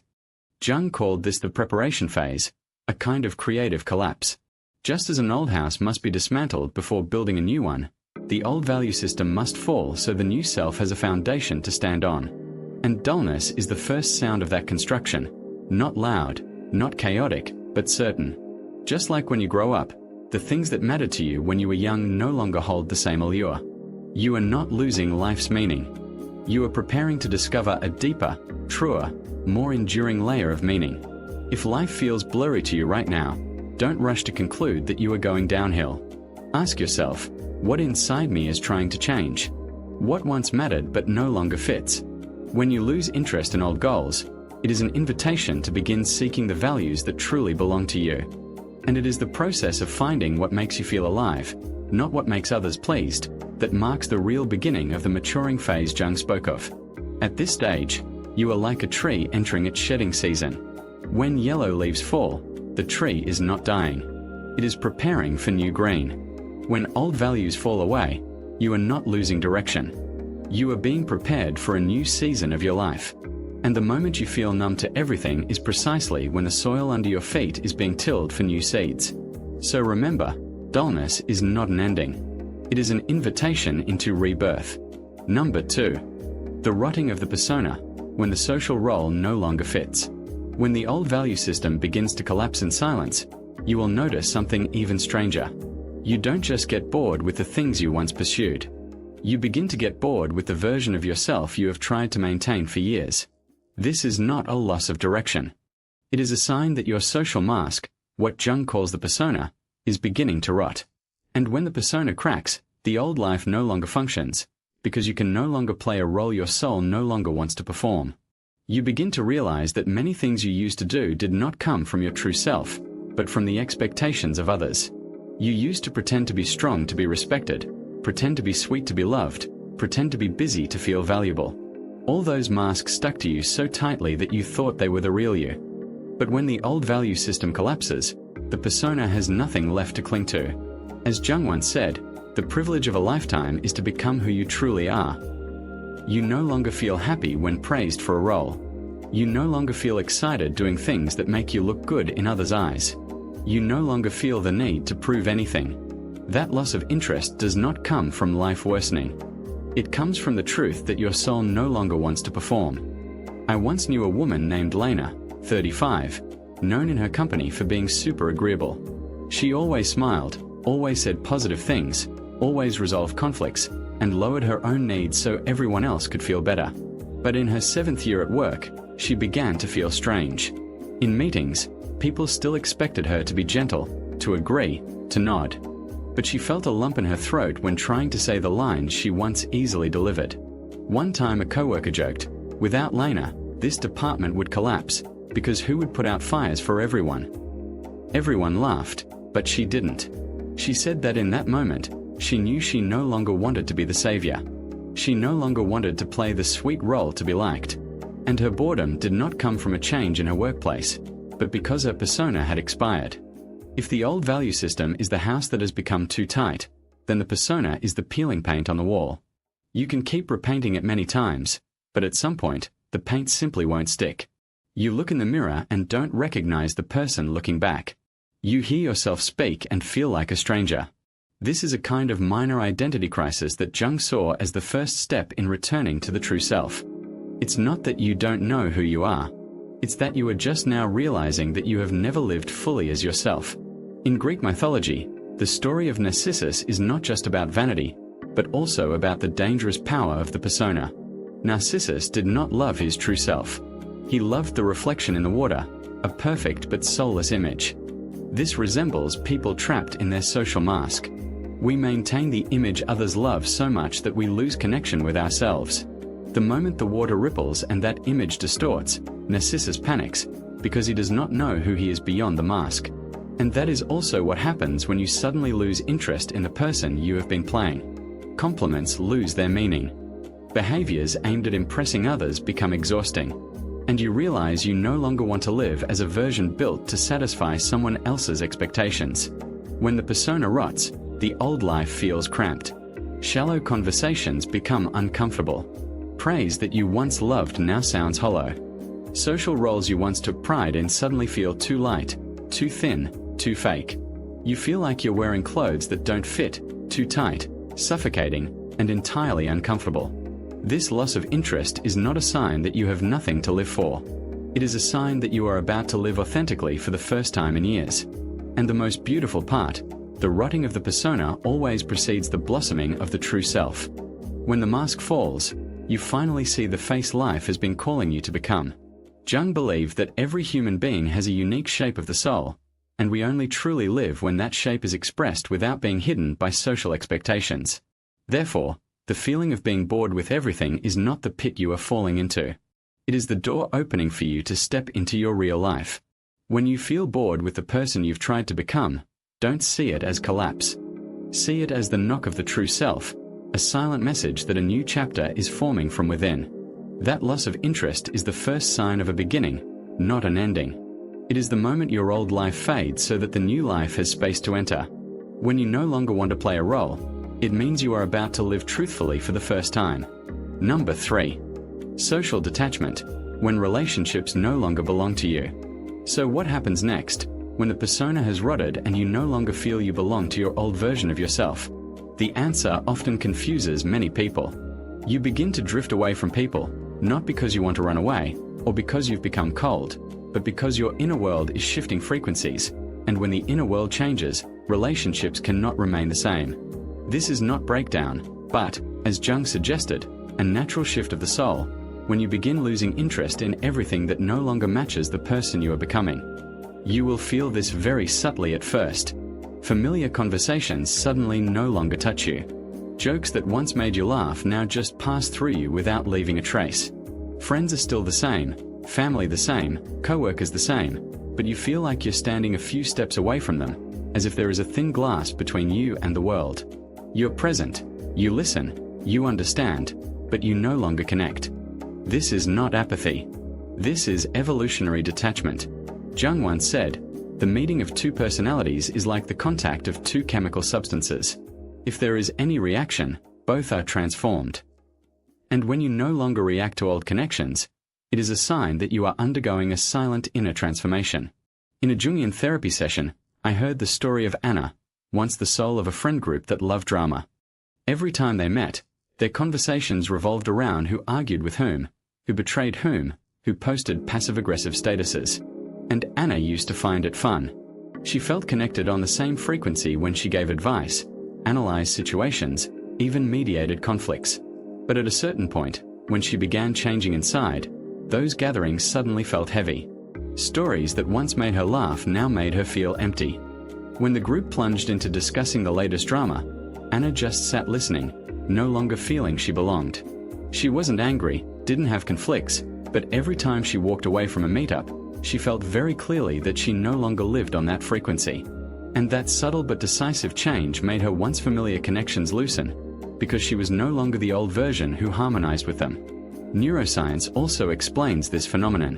When a person undergoes inner restructuring, the brain begins reorganizing neural networks related to bonding and social resonance. During this phase, activity in the prefrontal cortex, the region responsible for self-awareness and social alignment, changes significantly, causing you to become less automatically responsive to familiar signals from your old environment.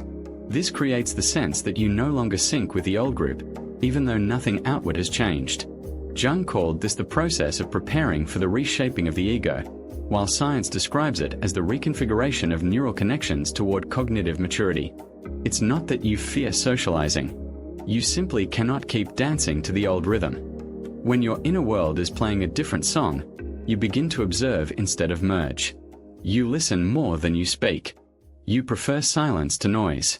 And sometimes you step back, not because you want to disappear, but because you are standing at the threshold of a new life cycle, one that requires different relationships, different conversations, different energies.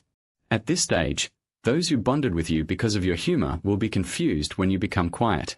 Those who relied on your excessive kindness will not understand when you begin setting boundaries. They are not bad. They simply don't know who your new version is, and you don't fully know either. This is the phase where distance is unavoidable. Social detachment is not isolation, nor a sign that you are losing emotion. It is the beginning of rebuilding your relational network from the foundation of the true self, not the persona. When you lose interest in old relationships, it is your body and psyche telling you that a new circle is waiting ahead, one where you won't need to perform to be accepted. And the most important part, this detachment always comes before the arrival of new people, those who match your new frequency, people with whom you can speak truth without fear of being misunderstood, people who don't need your mask to feel safe, people whose presence doesn't require you to tense up. The loss of interest in old relationships is not the collapse of your social life. It is an invitation to step into a new caliber of connection, deeper, truer, more aligned. And when you look back, you will see drifting away from people is actually the way the soul brings you closer to yourself. It is not a frightening emptiness, but the first sign that a new life cycle is opening, one where you keep only the connections that can exist alongside the authentic self you are becoming. And that is when the real journey begins. Number 4. Increased sensitivity to misalignment, when the body and intuition signal what no longer fits. When the psyche begins to change, The body is always the first place to notice, and often the place that speaks the loudest. You do not recognize that shift through thought, but through very small yet sharp signals, a slightly off heartbeat, a shallow breath, a heaviness in the shoulders, a sinking feeling in the chest. The body reacts even before you understand what you are reacting to. Things that used to be completely normal suddenly become triggers that tighten your entire nervous system like a stretched string. A familiar room feels heavier. A repetitive task exhausts you from the moment you begin. And just by stepping into a space with low energy, you feel as if someone is slowly draining the battery inside you. This is not a sign of weakness. This is the body activating its subtle alarm system, a biological message that Jung believed modern humans often fail to listen to. The body always senses misalignment before the conscious mind can interpret it. Jung once said, "The body is merely the visibility of the soul, the psyche, and the soul is the psychological experience of the body." You don't understand why you react this way, and you ask yourself, is something wrong with me? But the truth is the opposite. This is when everything is actually beginning. I once knew a woman who always thought of herself as adaptable. She worked in an open, loud, high-pressure environment, and for years she managed just fine. But at a certain point, every morning when she stepped into the office, she felt her body hesitate. Her heartbeat increased, her palms sweated, and sometimes just hearing the sound of the printer or the heavy tapping of keyboards made her tense for no reason. Everything around her remained the same, but her body did not. She said, "It's not that I hate the job. I just cannot stay in that environment for even one more minute without feeling suffocated." After months of blaming herself for being weak, she finally realized that this was the first sign that her inner life had moved to a new level, but her environment no longer matched it. This is exactly what Jung meant when he said that people start losing interest in things that no longer belong to them. Misalignment between the inner world and the outer world appears first through the body. The mind can endure, explain, compromise, but the body cannot. The body is always the one giving the truest signal. This is not spirituality or high intuition. This is science. Many studies in neurophysiology show that the autonomic nervous system reacts very quickly to the loss of synchrony between environment and inner state.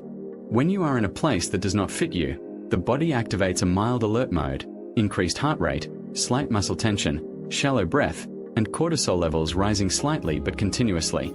This causes discomfort even when there is no specific reason. Imagine you are a compass needle. When you place it in the right spot, it stays still. But when you place it near an incompatible magnetic field, the needle begins to shake, no longer pointing clearly in one direction. Your body works the same way. It shakes, signals, and creates discomfort in environments where its frequency no longer matches. At this stage, you will notice something important.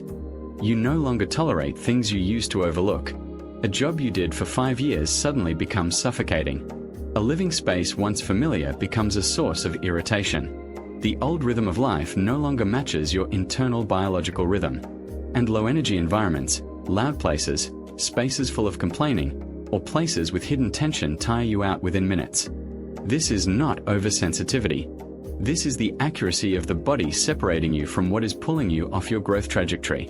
The important thing is, this discomfort is not the enemy. It is guidance. You are not unable to handle everything.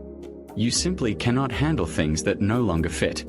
And when you start losing interest in them, that is the very sign at the heart of this journey. The old life is leaving you because the new one is coming closer. Environment, job, habits, tasks, all must be filtered to match the version of yourself that is growing inside. If the previous section made you drift away from people, then in this section the body is teaching you to drift away from spaces and rhythms that drain your soul. You are not pulling back because you are weak. You are pulling back because you are being realigned. And in that process, the feeling of losing interest in everything is not collapse. It is the foundational sign Jung spoke of, that an old cycle is closing to make room for the beginning of a new one, a deeper journey being activated, where the body, the mind, and your life must all be reorganized to match the person you are becoming. Number 5. The phase of hiding before transformation, the night sea journey. A natural question arises at the moment your body has spoken and you begin distancing yourself from old spaces. If everything familiar is leaving me, then where do I belong? Precisely at that moment, you enter the stage Jung called the night sea journey, the journey into the dark night of the soul, where silence becomes the sign of a rebirth being prepared in the unconscious. This is not a phase of explosive energy. This is the phase where you disappear from the outer world to be present with the inner one. And here, the feeling of losing interest in everything reaches its deepest level, not because you are depleted, but because the mind is preparing for a leap that consciousness has not yet understood. During this phase, you don't want to communicate much. You don't want to share anything with anyone. You don't want to meet, explain, or maintain any image whatsoever. You may wake up and feel like doing nothing, not because you are lazy, but because your energy is withdrawing to a deeper layer. Like the night sea, everything becomes still, dark, unpredictable, yet full of silent transformation. Jung once wrote, "In all chaos, there is a cosmos. In all disorder, a secret order."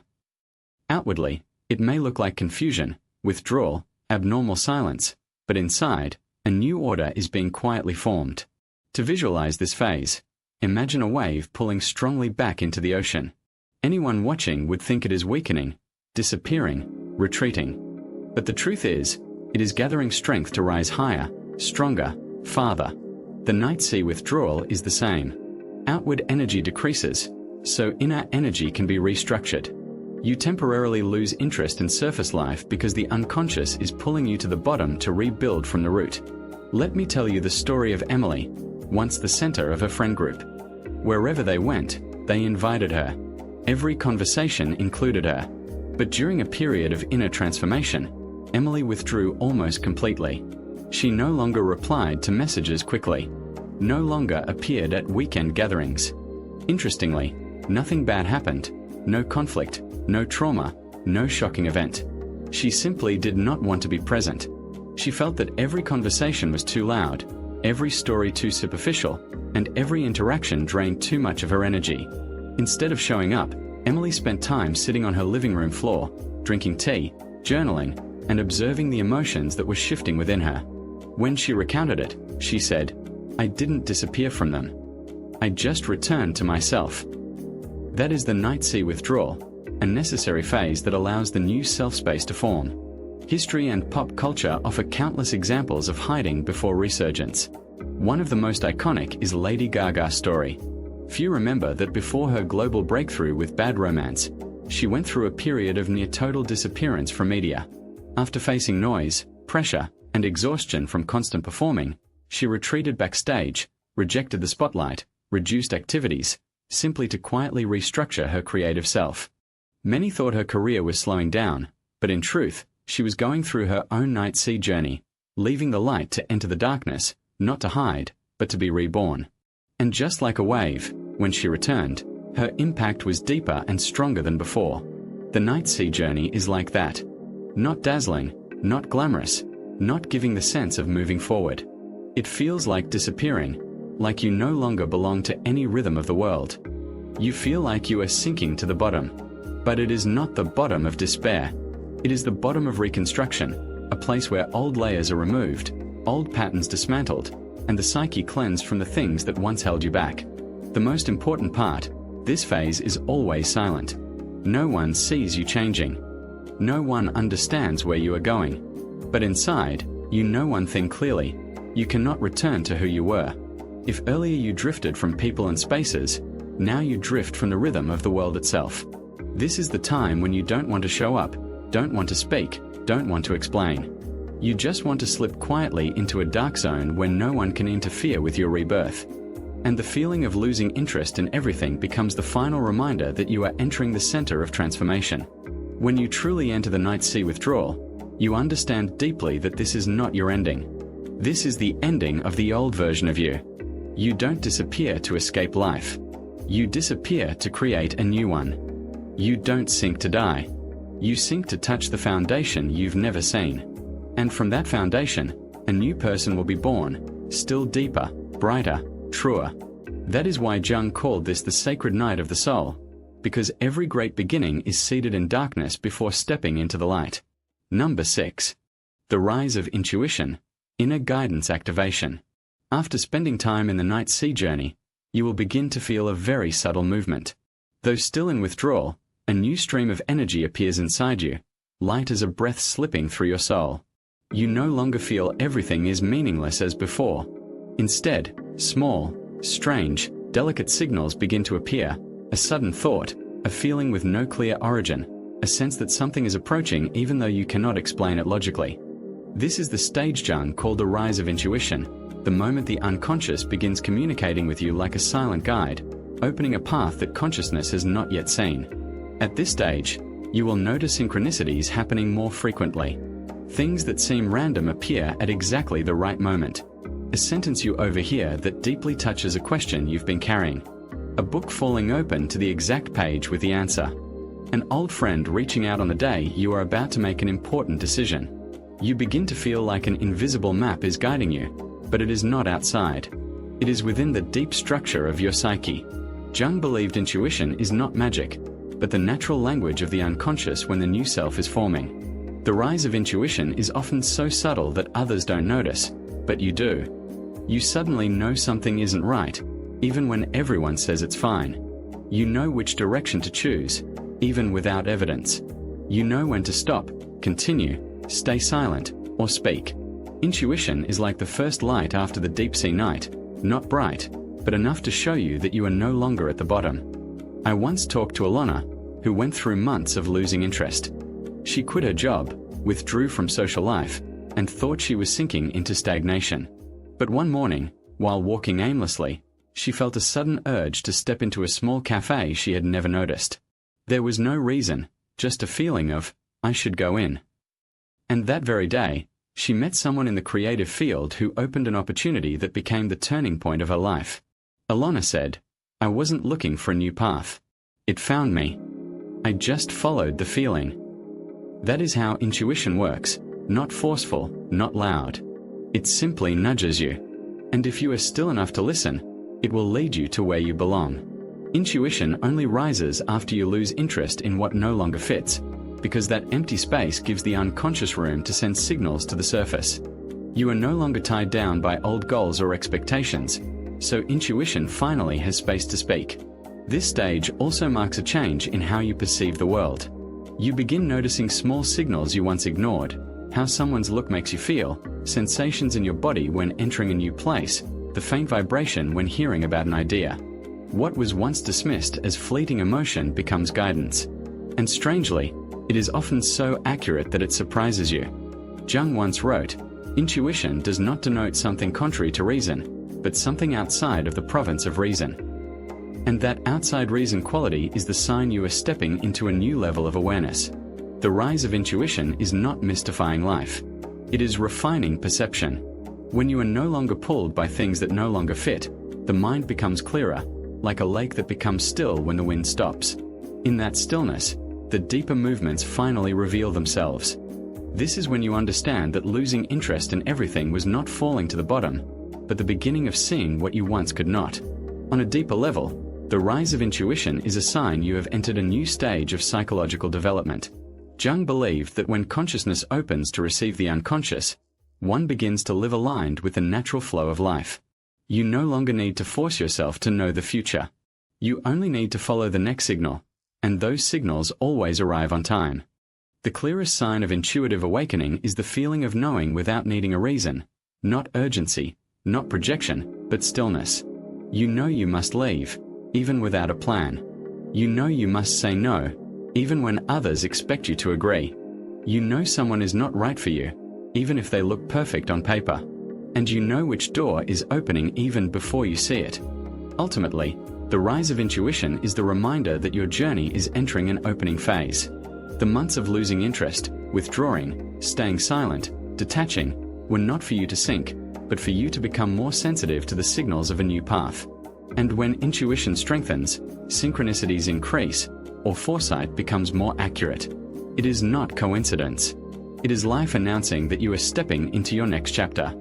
There is a truth many only recognize after finishing the entire journey. Losing interest is not the darkness that drains life, but the clearing needed for something new to enter. It is like the moment before sunrise. The sky isn't bright yet, but the wind has already changed. You don't yet see the path, but you can feel something moving. And that movement is the soul pulling you out of old limits, to open a wider, deeper, truer chapter. When you look back, You will see that every stage that seemed like decline, the collapse of the value system, the rotting of the persona, social detachment, sensitivity to misalignment, the hiding phase of the night sea journey, and the rise of intuition, all were layers of soil being cleared so the new self could take root.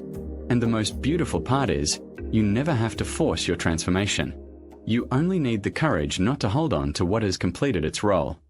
And so we arrive at the end of this journey through the layers of the soul, from silence to understanding, from boundaries to transformation, from loss to rebirth. Each stage a necessary passage. Each moment a teacher. You've traveled through Jung's landscape of the psyche, not with urgency, but with the gentle pace of one who knows that true change happens in the quiet spaces between breaths. As you drift now into sleep, let these truths settle into the deeper parts of you, the parts that don't need to understand everything immediately, but simply absorb, integrate, and grow in their own time. Your unconscious mind will continue this work while you rest, connecting threads, healing wounds, preparing you for the version of yourself that is already forming in the darkness. Remember, you are not broken. You are not behind. You are exactly where you need to be, in this moment, on this night, at this stage of your becoming. The path is not linear. It spirals. And every time you return to a familiar place, you return different, deeper, more whole. If this journey resonated with you tonight, if even one line found a quiet corner of your heart to settle into, take a moment before you drift off completely. Like this video so more people can find their way to it. Leave a comment with one word, just one word that captures how you feel right now: silence, becoming, understanding, release, trust. And if you'd like more of these journeys into stillness and the mind, subscribe, so the next one finds you when you need it. It costs nothing, and it helps this message reach someone else who might need to hear it tonight, too. These words exist to remind you that the inner journey is sacred, that transformation is real, and that somewhere out there, others are walking the same path, breathing the same questions, becoming in their own beautiful, quiet way. So rest now. Let go. Trust the process that is happening within you, even as you sleep. And when you wake, perhaps you'll notice something has shifted, something small but undeniable, a sign that the work continues, that you are changing, that the soul never stops calling you home. Sleep well, dear traveler. You are exactly where you need to be.